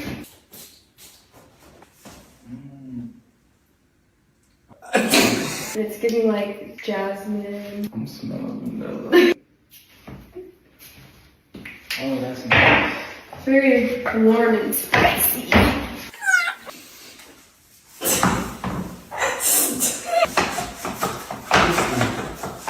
I'm about to scuff up my floor. Yeah, girl, I'm about to take you out. Tell me what you think of my final fit. I think you look like a garden that got burnt. To call you gay. They're about to say that you've been down low the entire time. They're about to call you a loser and say that Chrissy should have never built you up. All because you fucked up. And listen, if you did cheat on her, you definitely fucked up. Because from the outside looking in, it looked like you guys had the perfect relationship. And I think that's the part we need to talk about. These popular social media couples only show you what they want you to see. Because what we see is the end product of the video. It's a perfect take. Everybody's smiling. The lighting is good. Everything went just right. And they posted it. But what we don't see is everything that happens behind the camera. Relationships are not perfect. No matter how much these people try to portray their relationships to be perfect online. Situation that's going on with Desmond and Christy not from a gossip angle and not to pile on, but just from like I guess, like a psychology standpoint, because I've been seeing a couple videos pop up on my feed, and I think some people are asking the wrong question. I don't think the question should be, well, how could somebody cheat when they have everything? Money, fame, kids, long history, you know, be a beautiful life on the outside. Infidelity is almost never about lacking something externally. It's about something that is fractured internally. When somebody has been in a relationship since they were very young, especially, you know, young teenagers, their adult identity usually forms inside that relationship. And so over time, the roles, they just get locked in: husband, father, provider, public figure, and brand, the good guy. And then at some point, that identity can just start to feel heavy because the person never fully learned who they were outside of those roles. They were dating as young teenagers, I think. And then they also became famous together. So their brand is them together. So another one identity. And this isn't me trying to justify any behavior, just stick with me here. But cheating becomes then an unconscious attempt to feel like a separate person again. Not a husband, not a father, not a public figure, just wanted and desired and seen without history or responsibility. That is why the grass is greener explanation misses the point. It's not about the other person being better. It's about the feeling being different. Novelty creates a temporary sense of aliveness and freedom. And for somebody who's lived inside one identity for most of their life, that feeling can be intoxicating. Another big part of this too is avoidance that's mixed in with entitlement. When someone has carried responsibility and built success and has been admired by it, that can create a belief that they deserve relief emotionally, not consciously. And so instead of facing the dissatisfaction directly and doing the hard work of repair, or just fully owning the decision to leave, the cheating then becomes a shortcut and it delays accountability while still chasing escape. That is why he wrote in his statement that he asked for a divorce first. He specifically wrote that, but it doesn't actually change the psychology much. That is his way of emotionally disengaging without fully stepping into the consequences. His cheating then forced the ending without having to fully say, I chose this. One of the things that I'm saying is, you know, how can someone be in the public eye and think that they won't get away with it? But when somebody starts to mentally distance, they genuinely believe that they can manage it and that they can separate their public self from their private behavior. And the fame and success can create a false sense of invulnerability, and the rules then start to feel flexible. That is self-deception. And when there's kids involved, it's not just betrayal of the spouse anymore. It is betrayal of the entire family system. Children experience infidelity as a rupture in their safety, even if they don't fully understand the details. The stability they rely on is now fractured. That is why trust doesn't stay confined to just the marriage. Trust is a pattern. It is not a compartment. Somebody who can rationalize deception in their most intimate relationship has practiced self-justification. That doesn't make them irredeemable, but it does mean discernment really matters in every other area of life. And so this isn't saying Desmond is evil. It's just me saying that this is what happens when your identity and avoidance and entitlement and your unchecked desire all collide. Cheating isn't a moment. It's a slow breakdown in integrity over time. I love that breakdown she gave. She said cheating is a slow breakdown of your integrity. I love those perspectives. Desmond, Kirsty, 11 years married, together since they were 14. I want to know, I just want to say this. Is there any excuse in terms of the fact that they were young when they got together? You know, my brother was young. He didn't know what he wanted. Okay, the brother didn't know what he wanted. Listen, I'm part of the Cheaters United. Okay, so I'm here to defend my brothers and sisters. You know, listen, the brother didn't know what he was getting himself into. He realized a bit too late. You know, I think he I think, you know, the brother was just, you know, he got to a certain age and realized now he knows what he wants. This isn't it. You know, is there any excuse for this age factor and them dating when they were young as to why now he's cheating here? You know, is any excuse for that in this particular perspective? I see all the faces are telling me no. Everyone's shaking their head. Gus, why are we shaking our head? Gus, he's how old now? He's what was he? He's in his 30s, right? They're like 30 something, right? Just in the early 30s. So yeah. I'm 32. So we're age mates, right? Yeah. If he's got a job, he knows how to hand in his notice. He knows how to do that. He knows how to end any contract for his phone, for a lot of things in life. He's at that age where if you know how to end contracts, there's no excuse that can be made for you when you end something badly. Like, you're just too old for that. Like, you get what I mean? So I think if he had done this when he was like 2 years into his relationship or 3 years in when they were still like teens or early 20s, he'd have probably gotten away with a lot of things because a lot of things are happening at that age. It still wouldn't make it right, but he might get away with it. But in his situation, you really understand what you signed up for here, because when the whole relationship stuff begins, oh babe, we need to record videos. You know if you like it or not. So these videos of him, I think I've seen a few videos of him not smiling, not laughing as hard. Bro, you know you don't like this. So how are you not voicing it? How are you not able to even say, what's actually killing me is doing these videos with you. I still like you, but I don't like to do the videos with you. Can you carry on doing the videos? I'm just going to do me. I think he does like chefing it up or cooking stuff. I'm just going to go and cook. And occasionally I'm happy to feature, but I don't want to be in the scripted stuff. He can easily do that. So like, there's no angle where this guy can get off scot-free. And based on the comments I've seen on his current videos on TikTok, they're going after him, man. Like, finished. He's finished. Like, they're really going after him in a crazy way.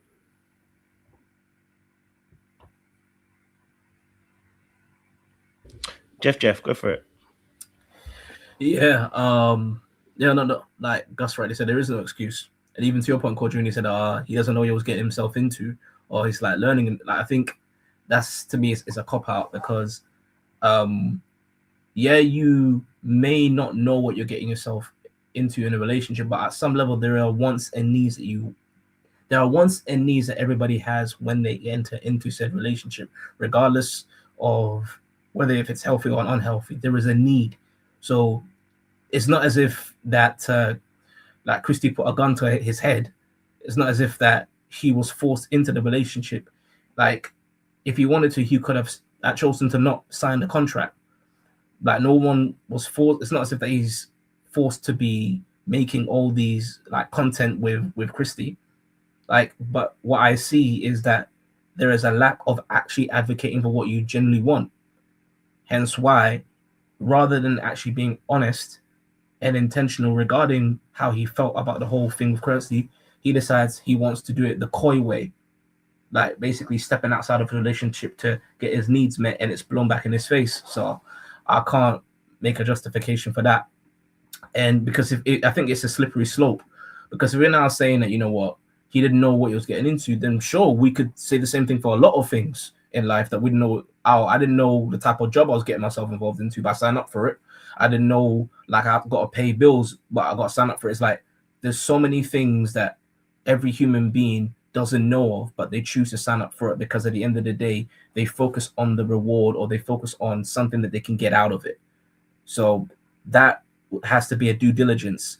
If you're that ignorant to not know what you choose to be getting yourself involved in, then that's a you thing. That's a you problem. That's you not taking the opportunity to at least prepare yourself. So let me even just quickly say this, and I'm not jumping on your ship, by the way. This ship of yours, I'm not joining it. However, it may sound as if I'm risking that with this comment, right?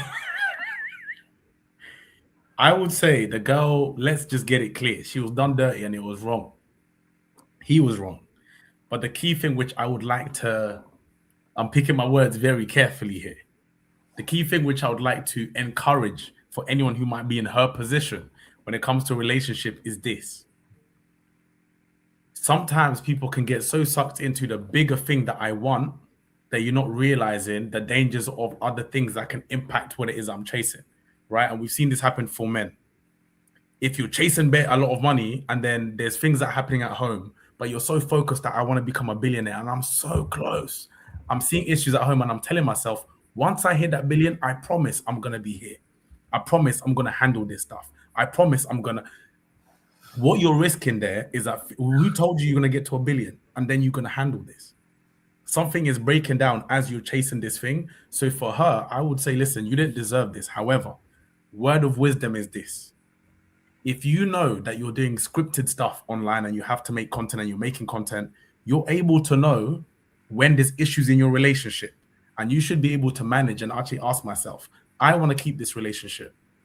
If I keep on doing the stuff that we're doing at this pace, we don't get time to really dig into the real stuff. Maybe I might need to say, for the sake of my relationship that I really value, babe, I can see we have problems. I'm suggesting let's take time out.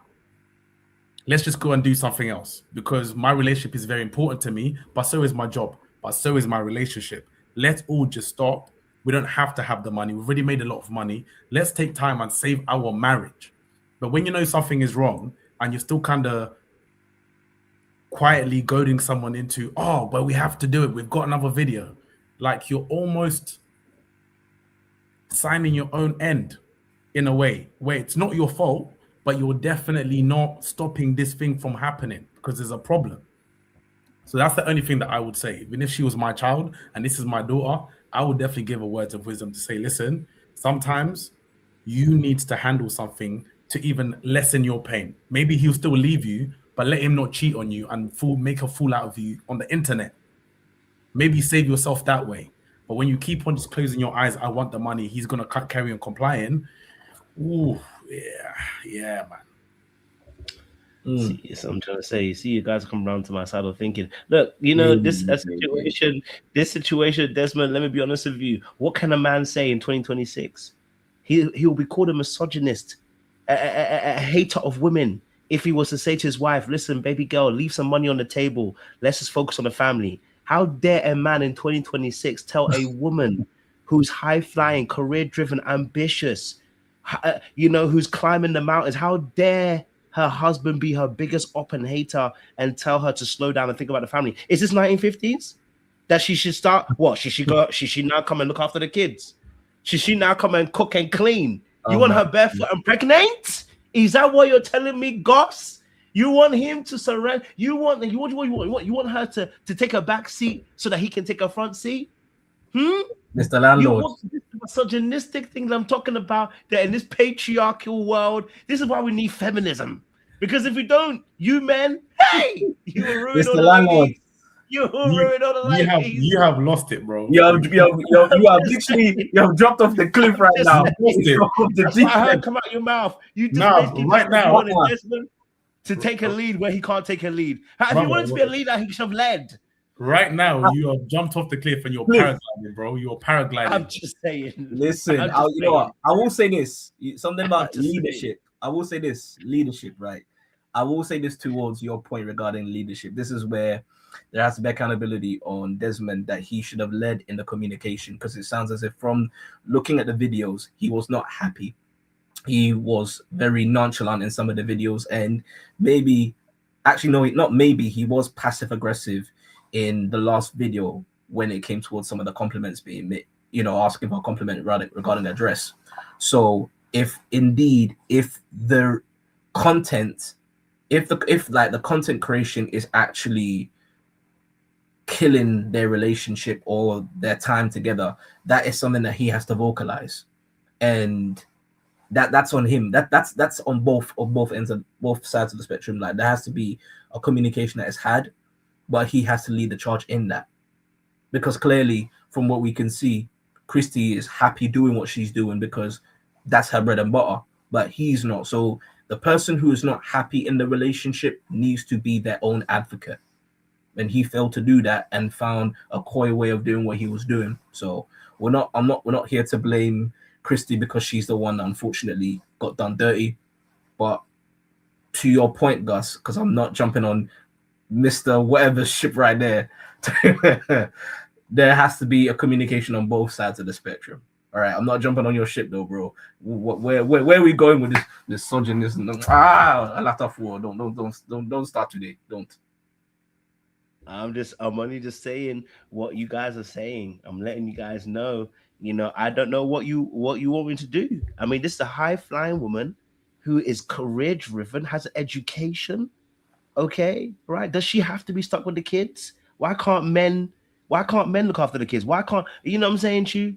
You know what I mean? Women have been the backbone of society for so long, and men are, a few men are crying out their asses because this was a situation where he has to be a backseat. And this is what we're saying: men can't play a role when the woman have more power in a relationship, or when she's got more followers, or when she's more known than him. You know what I'm saying to you? Now they know him as her husband, not his wife. You know what I mean? And I can see how these men, their ego just can't take it bruised. I just see how they're bruised. So he definitely cheated out of that insecurity. I see what they're saying in that respect. Jay, save us, please. Someone's got to be a voice of reason here. I'm going to ignore Kojo for a second here. But Gus, welcome, right? It's gonna harden you over here, right? Be ready for the challenge. Because this is what we get in the comments sometimes. This is when sometimes we get ladies come on a panel, this is what we get. We even had some reckless comments from guys as well. So it will harden you. Don't worry. It will harden you. That's what Coach just smiling. It will harden you. Don't worry. But welcome. So what I want to say is, in the beginning, like Christy is Christy, right? This is her. Cool. No problem. In the beginning, this would have been endearing to Desmond. Clearly, we didn't need this cheating situation to see throughout the videos. Maybe in the past 2 years, you can see there's more moments where he's showing that he's, tired of this. This happens in marriages, right? Or even just normal relationships. Men and women, it's not a gendered thing, it happens. What then grows can be resentment, can be bitterness, the desire can go. We don't know, obviously, like a lot of you are saying, is what's happening off camera. Obviously, what he's saying is there's been some strong conversations. So even what's happening on camera isn't a full representation of what actually is going on. So therefore, has anyone considered that her continuing to incorporate him into these videos and everything else is her way in trying to hold on to what they had many years ago or in the beginning? Has anyone thought that maybe in these videos, this is her way of trying to gain that connection again, trying to get him to laugh, just to get him to smile? Yeah, they can be out, they can be together. Why not? They don't hate each other that they can't be out. I saw a picture, was it today or yesterday? They even went out with the kids yesterday or today anyway, so they still can go out, by the way. So I think one of the things that we have always tried to talk about, and that's why I will say thank you to Kojo, is that we can talk about the situation. Desmond and India are wrong. That is it. No minimization. But you also have to talk about what is going on. This is why the lady said, what is going on in the psychology of what's happening behind the scenes? Because no one can say that, what's her name? Kirsty was blindsided. But what we can say is that shouldn't have been the way out. That's not what should have been the final nail in the coffin, right? She does not need to now, let's say, end her marriage knowing that her husband was a cheater. She don't deserve that, right? No one deserves that. Dammy don't deserve, what he's currently going through. But this is where we are. So, yes, I just wanted to kind of say that there is a lot more going on behind the scenes than what a lot of people are discussing in the comments. It's not just black and white. And it's funny because some people have been married, some people in relationships, and we know this, right? So it's not just black and white. There's so much that we experience that is not really said, especially as men here. But to go back to address Kojo, trying to play, let's call it angel's advocate, or the cockroach advocate, or I don't know what to call it, but it's causing trouble right now. Look, I think there are some people where insecurity applies, because we can never say it doesn't. There are some people where it wholeheartedly applies, right? And we'll talk about it. But there can't be a blanket statement for every single situation because it's a man. Like, come on now. We have to be more intelligent about how we talk about things. Like, oh, by the way, even the context, he actually is a chef. That actually is his thing. So while Kirsty was doing her social media thing, he did not care about that. He wanted to focus on his chef thing. It was Kirsty that kind of brought him into it. Even for years, he only had like 1 or 2 pictures on his social media. It's only in the past year where he's brought some old pictures back, where he's now consistently showing more of his cooking, all that type of stuff as a social media person, because why not? But this was never his original thing. So I won't even talk about that as his reason for cheating, you know, so to speak. For me, it boils down to their marital dynamic. This whole social media thing wasn't his thing. And what I agree with is that when, as a couple, you can be so consumed, and we've seen it many times, so consumed by the public image or what you're putting out there, that you're not pouring back into your marriage or having a break or doing what you need to do. These are the things that happen. Forget about the cheating, just them just not being together anymore. These are the things that happen often. And a lot of people generally do not say, all right, let's stop it, because it's become part of their identity, it's become part of who they are, and let's focus, because there's no guarantee, right? There's no time they can attach to it. Well, how long am I going to stop this that I enjoy to work on us? And this is where you then have to decide what is your priority. So then this goes back to what Kojo was saying. Well, hold on a minute. We can say this is Kirsty's thing. So that means if she was to stop doing that, how dare you tell her she can't be posting anymore? How dare? What kind of man is that she now has to hide herself and all this stuff? These are the things that's going to happen. But what I'll say to anyone in that situation, who cares what the public have to say? It's your marriage. It's your marriage. Do what you need to do to make sure you are standing tall in your marriage, to make sure you're right by God in your marriage. That's the main advice I'll give anyone. Do what you need to do. But make sure you catch the moments where, because you're focused on so many other things, you're what can I say? You're lacking in communication and lacking in emotional intelligence in regards to what's happening at home. Because this isn't in fact, this isn't a rarity. This is a very common thing. And because of the world that we live in today, we just see it in 4K. But that's what I got to say, bro. Jay.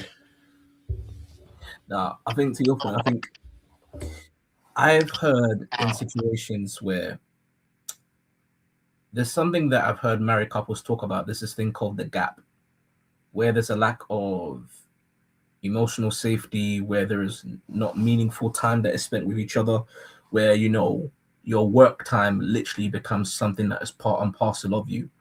I'm just wondering, I'm not saying it justifies it, but there is a thing to be said when the job that you do now becomes what you're married to rather than the actual marriage itself. So with that being said, where there isn't that time that is being spent with each other, where there's that lack of emotional connection, it could be something that bleeds its way into the relationship that creates these type of situations. Doesn't justify Desmond doing what he's doing, but it could be a contributing factor. It can lead to, you know, gaps that it increases the gap. It increases time that could have been spent talking with each other, cultivating moments of intimacy and stuff like that. Because if you're so focused on your job and you forget, hey, I need to take care of my man or woman, this could be a situation that it could pan out the way it is.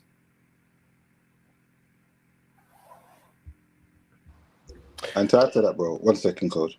And to add to that, this is where intentionality needs to be worked on a daily basis. Because fatigue will set in. Right? Fatigue will set in and you stop doing the things that actually brought you together in the first place. In their case, they've been doing it for a very long time because they was young. They've obviously formed an identity together rather than, I mean, they have done it individually, but at least there's been so much that's been done together compared to, let's say, all of us who's, you know, we spent most of our lives not in their situation, right? So it's a bit different. But it just takes intentionality to keep it going, because it can happen to any couple, by the way, even in just regular life. But that's about what do you want to continue to pour into, which should be us. And that should be a daily renewal, consistently. It's just, unfortunately, the moment you stop doing that, this is when we get what we get now. Now, just to reiterate, so I haven't been reading the comments, but sometimes, Coach, I know what happens. Dami No, not Dami. Sorry, India and Desmond are dead wrong. There's no excuses. There's no justification, right? We don't know every ins and outs of what's happening. But what we can say is that there is a lot more going on than just, I decided to cheat.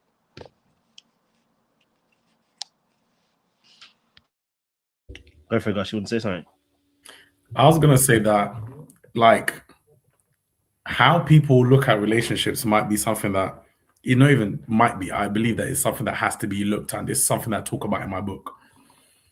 We need to look at relationships and we need to enter in there asking, who do we want to become as people and what are we building towards?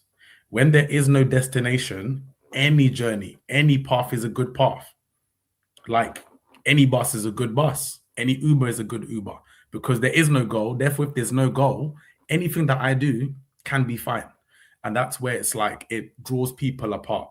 So even if you come together at a young age, the goal has to be, what do I like about you? Fair enough. That's good. Let's get past that. What do we want to do? That's the thing that we're going to be building. Who do we want to become is another part altogether. And I think something that is happening a lot, even in our community or society in general, people get together. Now you're together. Then we start building things, but the people are the ones who do the building. If you're not really checking in to be like, how are you as an individual? Who are you becoming? What do you want to do? What are you working on in terms of your personality, your character? What are you dealing with? These things can easily happen because you're basically roommates. You don't really know this person, but you're doing things together. Eventually things happen, it's a surprise, but this has been in the motion from a very long time ago. But if we're checking in to actually find out as a human being, as my partner, what are you doing? Where are you at? What are you working on? What are you struggling with? You would be able to then see, okay, we have a problem here. There's something that they're dealing with. And you create that open space for things to actually be sorted out. Because I do believe when things go wrong, oftentimes it seems as if there's been no platform for someone to actually come and be absolutely transparently vulnerable and say, listen, this is my deep issue right now. I'm not attracted to you right now. That's something that should be able to be there. But if you don't have that platform where you actually said, we're going to improve as people as part of our relationship goal, you're going to find all kinds of problems because you don't really know each other. And that's where someone might come and take you to the 44th floor and they've said something that your partner's never said in 4 years. And it's triggered something within you and you felt seen for the first time and then you've done something. It's easily done. So I think people need to consider these things. If you don't really have those kind of convos, expect your partner to do anything because you don't really know what's happening. You don't know what trajectory they're on. That's when people talk about blindsided, but it's like, how are you blindsided, bro? True. No, I definitely agree with that, and I do think in a situation with Desmond and Kirsty, you know, I think there is a case of having more conversations around being more honest. I think that usually is the first one that goes out the window. It's honesty, and honesty can be very hard when you've been in a relationship for a long time and you're not trying to hurt someone's feelings, and you're trying to, you know, you feel like maybe you guys are in a rocky place, and one more truth could potentially tell you over the edge, but actually. The truth actually does set you free. The Bible is really on point. Like the truth will really set you free. It might hurt in that immediate moment. You know what I'm saying to you? It might hurt. You know, like, you know, but you know, you don't want to be caught, you know, like the ladies will tell us, they might say, you know, checking that. But you know, you do have to be a little bit honest because let's say you've been 5-10 years in. What does a brother say if he's looking at his wife and she doesn't look the same way she used to? The ladies will tell us that, well, you married her, you should be with her, you shouldn't be complaining. But if men are visual creatures and they like what they see, does he need to have a conversation with that particular woman? Maybe. You know what I'm saying? To have a conversation about that. You know what I mean? You know, and for the ladies too, if she feels like, you know what, he's not attentive to the needs and he's not attentive, and I'm going to say it where it hurts, your bedroom skills are abysmal. Our brothers, we shouldn't be looking and going, well, no, you should be ready for that conversation too, because if you go and talk about her looks, she might talk about the work in the bedroom. And you should be open and ready to that conversation because you don't want someone that's unhappy in this world. I just looked at the cheating stats. I want to let you know the men in marriages cheat at 20%. That's 1 in 5 men. The women are almost at 1 in 5 as well. They're at 17%. There is no difference between us. I'm sorry, ladies. I know you wanted to make it that men are the only ones that cheat in marriages. You guys are catching up. You've actually increased from 1990 to 2010. You've increased by 40%. So I want you to understand how when women get power, just like men, they do exactly what men do because they're human beings. This is why the Bible says we fall short of the glory of the Lord. We all have. Give people power, they will do what they do. So I want people to understand, like, when people are unhappy, they can step out. They shouldn't. But this is why that really truthful, honest conversations are really important. You know what I'm saying to you? Maybe your breath stinks. Let her tell you. You know what I mean? So that you can save yourself. This is what, Gus, that's why I like what you said. You know what? You're paying for today. How did you say it, Gus? Say it one more time, please, brother. It was very deep. What you said? You're paying for today, tomorrow. What do you say? You use the future as a currency to pay with the actions you do today. So if now she tells you your breath stinks, yeah. She's paying for the currency. You understand? The currency for the future to that. So that is a very powerful statement, right? For any of us. So we have to be open to those things, that there may be some things we may need to change or adapt and maneuver. Do you know what I'm saying to you? In that particular space as well, so that we can accommodate certain things with our partners in that particular space as well. So I definitely really hear you guys on that perspective. Then I guess it begs the question. I think it begs the question because a lot of people thought with the Desmond and Kirsty situation that, you know, they saw her kind of like all the videos seem to be her irritating him, you know, snatching things from his hand. You know, it just felt like, you know, she was kind of almost mistreating him in a sense as well, right? But here's my thing. I'm going to throw it to you, man, again. Here's my thing. You know what I mean? If you're going to be a man, be a man. You know what I'm saying to you? Yeah? If you're going to be a man, be a man. You're going to let that woman just snatch things out of your hand. You're going to feel some type of way and not say anything. Yeah? You're going to let her do dancing stilettos and you don't like it. You're not going to tell her. You're going to let her emasculate you. You're going to accept it. Man, them. Does emasculation really lead a man to, you know, not being his best self? I mean, can a woman really emasculate a man in 2026? Can a woman actually emasculate a man? Really and truly, can she emasculate a man? A whole man like you that can carry brick, mortar, can she emasculate you? Jeff?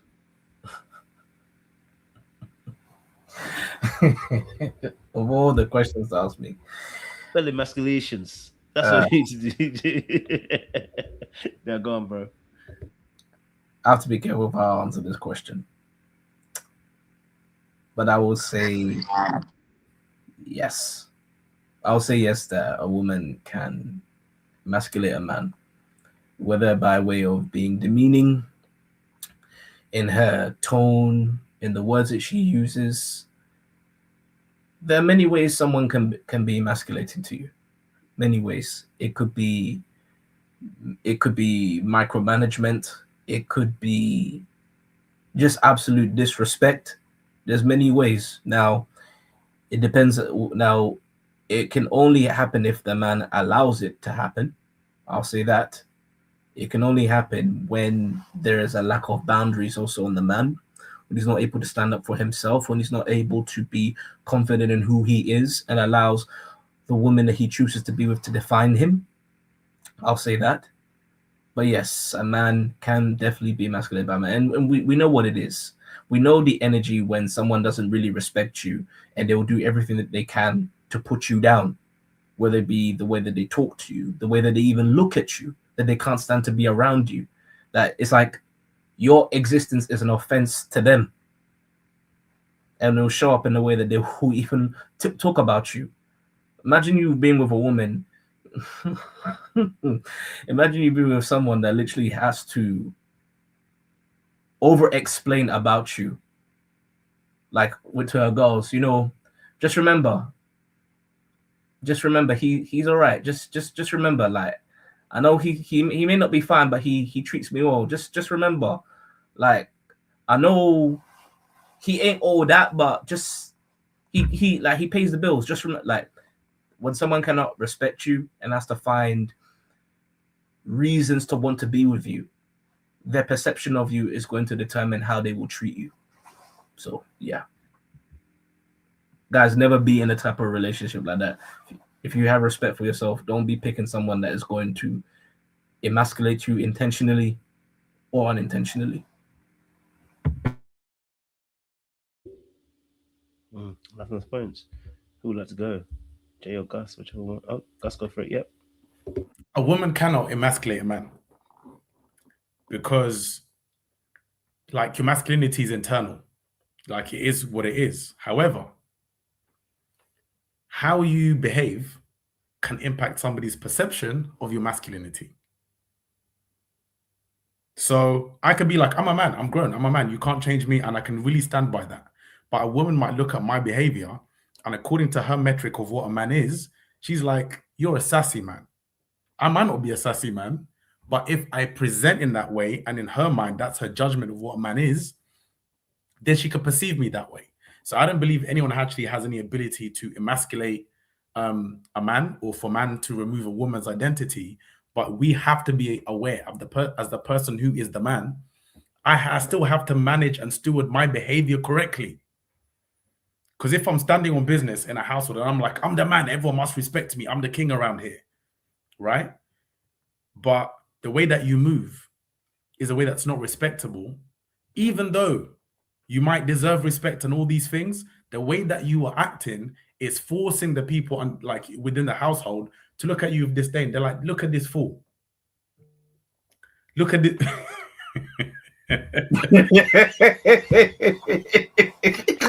He is. Shoot your shot, Penelope. Shoot your shot. People will say, look at this fool, right? Because it's going to be like this, the way you're acting. So I would say, as much as you are a man and masculinity is there, you need to figure out, how am I actually presenting to the world? Because I work in sales, right? And one thing that's like brutal in sales is that there's a lot of people, there's something called cool listening. And I love this thing because it's hilarious. There's people that think they're the best salesperson in the world until the manager says, we're going to listen to Kojo's call today in front of the whole team, and the whole team is going to critique and give you feedback on how you can improve. Suddenly, someone who thought they're absolute Wolf of Wall Street, they're like this big. So you need to actually look in the mirror, and the mirror is the person that you live with, your wife. So what I would say as a last concluding point is this. You pick the mirror that you're going to have in your household. If you don't like how the mirror is showing you, you either need to change or you need to change the mirror. But you're supposed to pick which mirror you want in the dating stage. So once you pick someone to be in your house and the woman is talking down on you all the time, my friend, part of that is that it was your pick. You can't become a victim now. You picked this mirror. So if you don't like what the mirror is showing you, bruv, something needs to happen. But if the mirror is standard, like she's solid, she's a solid woman, and she's telling you, I know you're a man, but you are acting like a woman, you need to actually assess that and be like, as much as I'm a man, I'm not coming across that way. I need to change. So perception is reality, is the bottom line, is what I would say. I think I might add a little something towards that. A little something. I'll say this. Before a woman could ever emasculate a man would emasculate himself by way of how he carries himself. And I think that's determined when your sense of worth is based by you living for other people's expectations, or you also not really knowing who you are.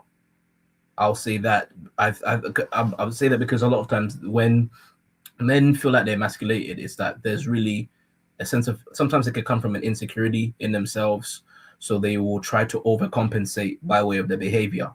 And if you're with someone that doesn't like what you do, the way that you carry yourself, either you're being sassy or you're being overly emotional, just the way you carry yourself and the way you move in an effort to want to quote unquote be a man rather than standing firm in who you are, that could also be something where you have to really check yourself. And also with that, that will also determine who you choose to be with.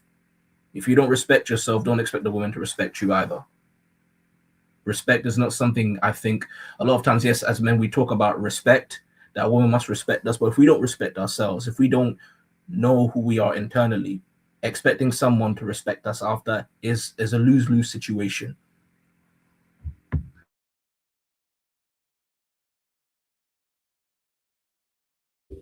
Master J. So what I'll say is, on one side, clearly, where we are as men now, not just this generation, for a couple of generations, because of all the things that my brothers have all spoken about. Clearly, there is a lot of men that don't have the level of cojones that they need to have. They don't have the boundaries that we're supposed to have in place. Don't even have the wisdom that we're supposed to have in place. Don't even, like I said, don't have the backbone. There's a lot of things that are missing. And also in today's world, because of what women have gone through, ladies, don't hate me after this, there's a lot of ladies that are freely rude and disrespectful to men because they want to be, first. Secondly, is then which points back to number one, which is because they can. A lot of ladies will tell you, I did that to him because he allowed me to. With you, I can't get away with that. There's a reason for that. You listen to that. And so it goes back to embodiment, as our dear sister Charlene, who's passed away, kind of brought to us for a couple of years now. What do we embody? As Gus was saying, what are we becoming? Kojo and myself, talked for around 3-4 months on TikTok about manhood, about kingship, about sonship, about who are we becoming as men and what does that look like in every area. And that's where we are now today. It's not about the women as priority, it's about who are you as a man. Because the truth is, and I think it was Gus was saying it, it's very true, is either you need to change. In fact, let's be direct.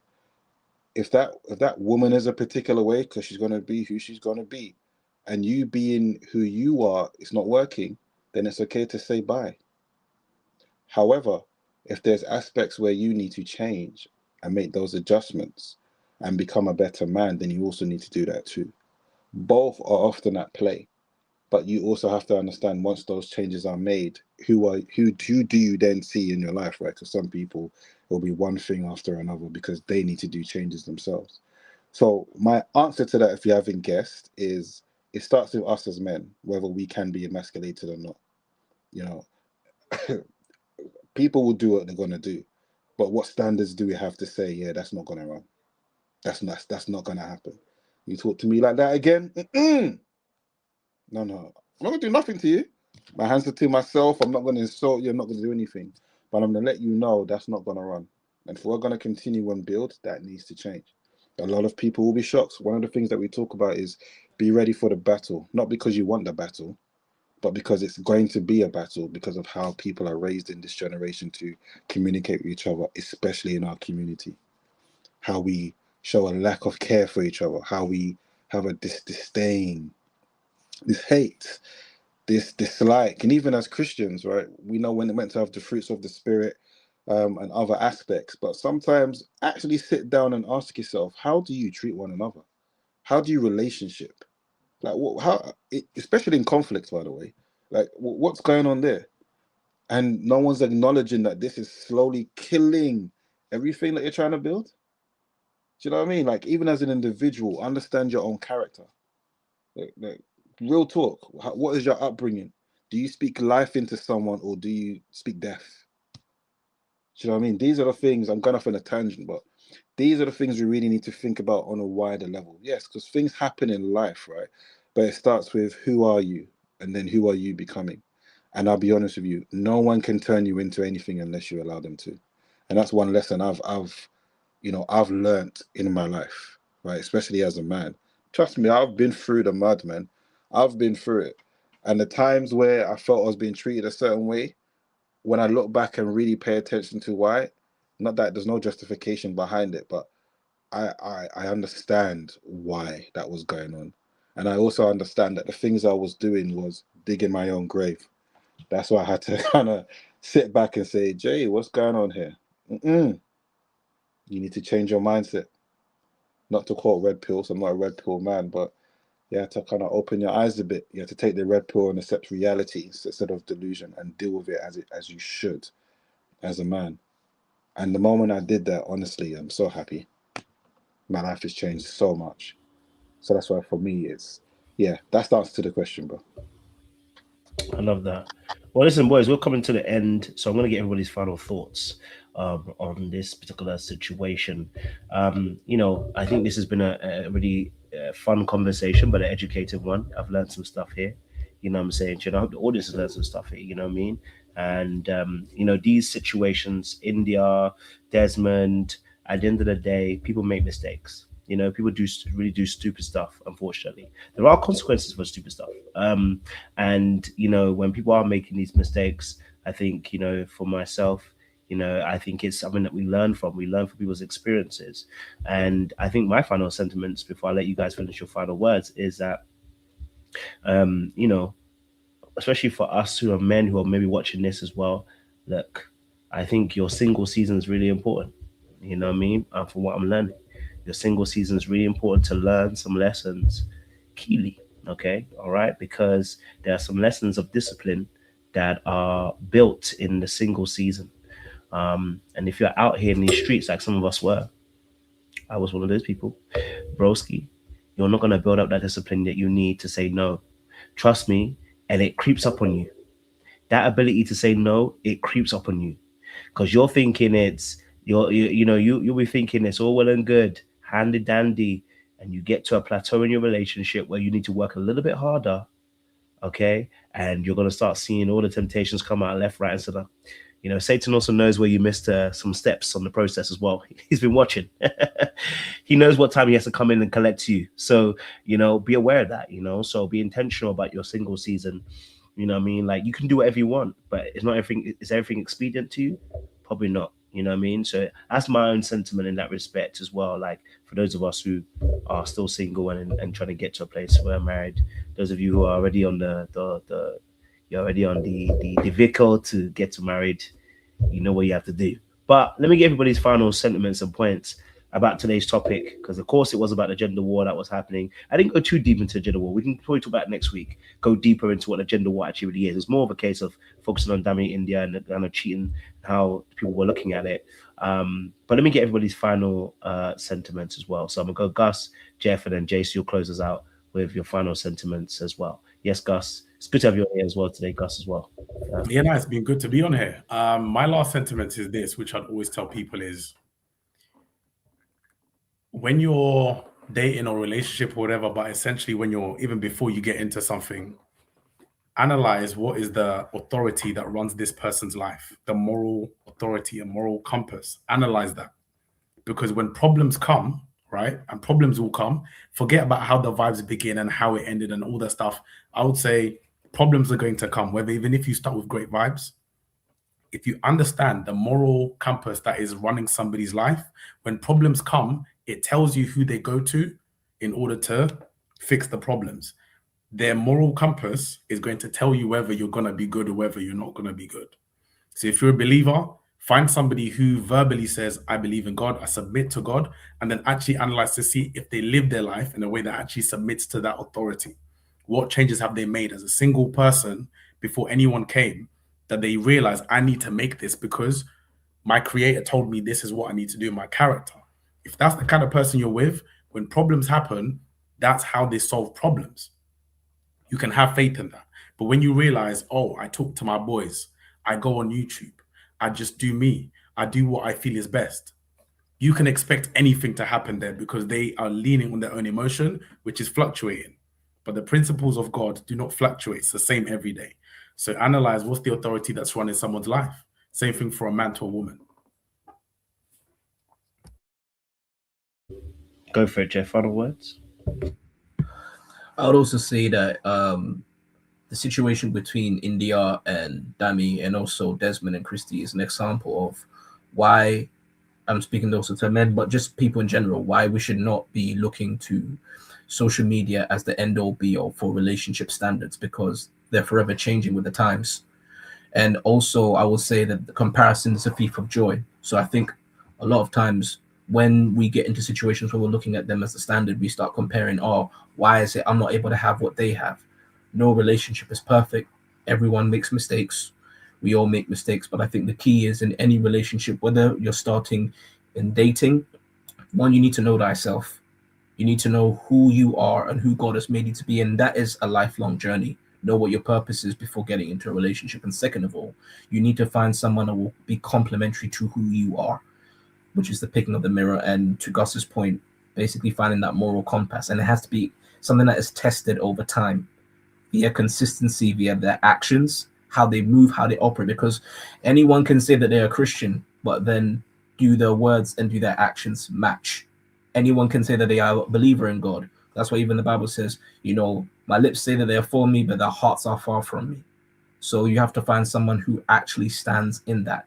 Doesn't mean you're going to find someone that's perfect, but it does mean that you'll find someone who's a work in progress if you yourself are doing the progress, if you yourself are consistent in your own standards.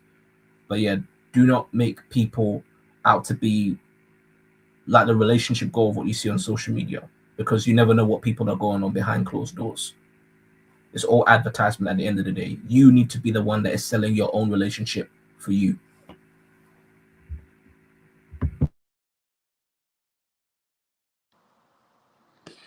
Now, before you go, Jay, let me put a little clip for you. For those who are so give, because you're gonna give us a benediction too while you're there. Okay, so I'm gonna put my little clip. You can give us benediction. It is time for the benediction, ladies and gentlemen. It's most indeed time for the benediction, sir. Give us your final words and round us out, please. Two different situations, but also two very, very similar. I went to Jeff's church on Sunday, and the pastor was given a sermon on the will of God. And as he was speaking, God was giving me my own revelations on how that applies to marriage. So I don't have time to go into it in detail, but just to give a brief understanding, and I'll give the point why I'm saying this. But the first point was God's sovereign will, i.e., what is the standard that will always come to pass? What is our foundation as individuals, right? What is our belief? What is our faith? Regardless of the situation, what are we grounded in? God, when I was going through my marital problems, I could have easily cheated. I chose not to do that because that's not who I wanted to be. That's not the type of man I wanted to be remembered for. Whether she found out or not, that's just not who I wanted to be.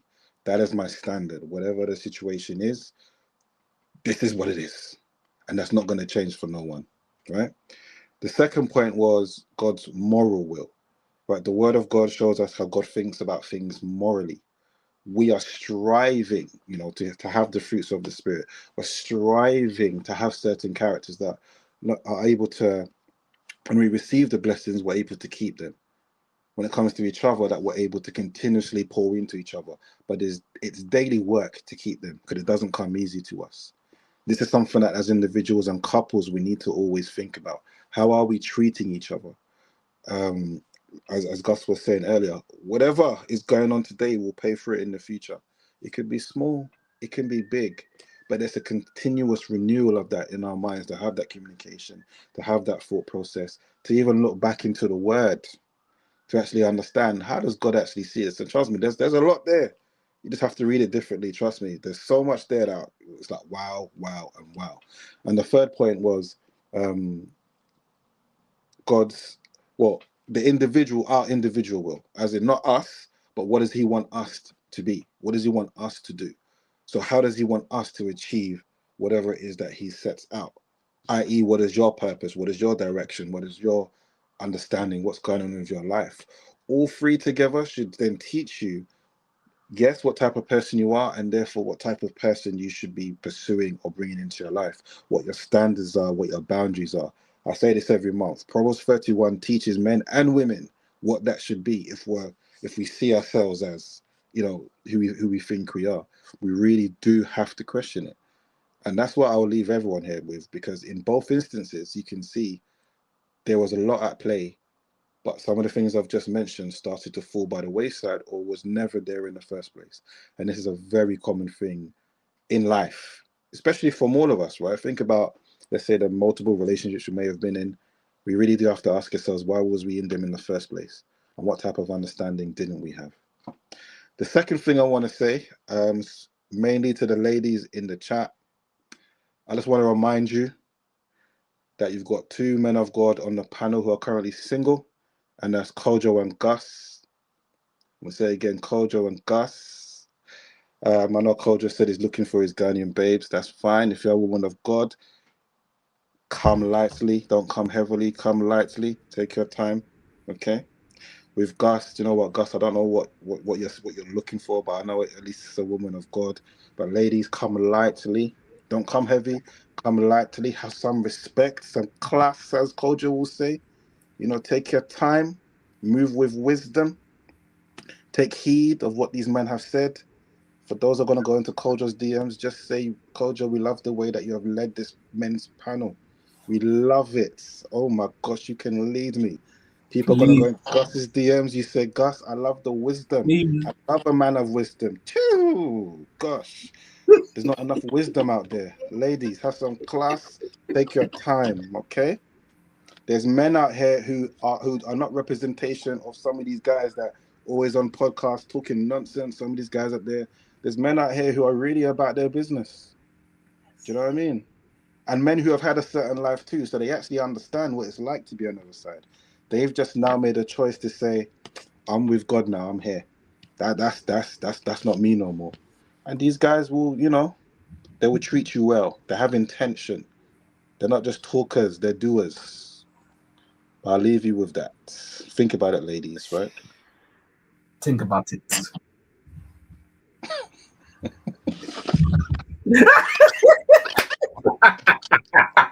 I hate the fact that you've got so much power on this panel, bro.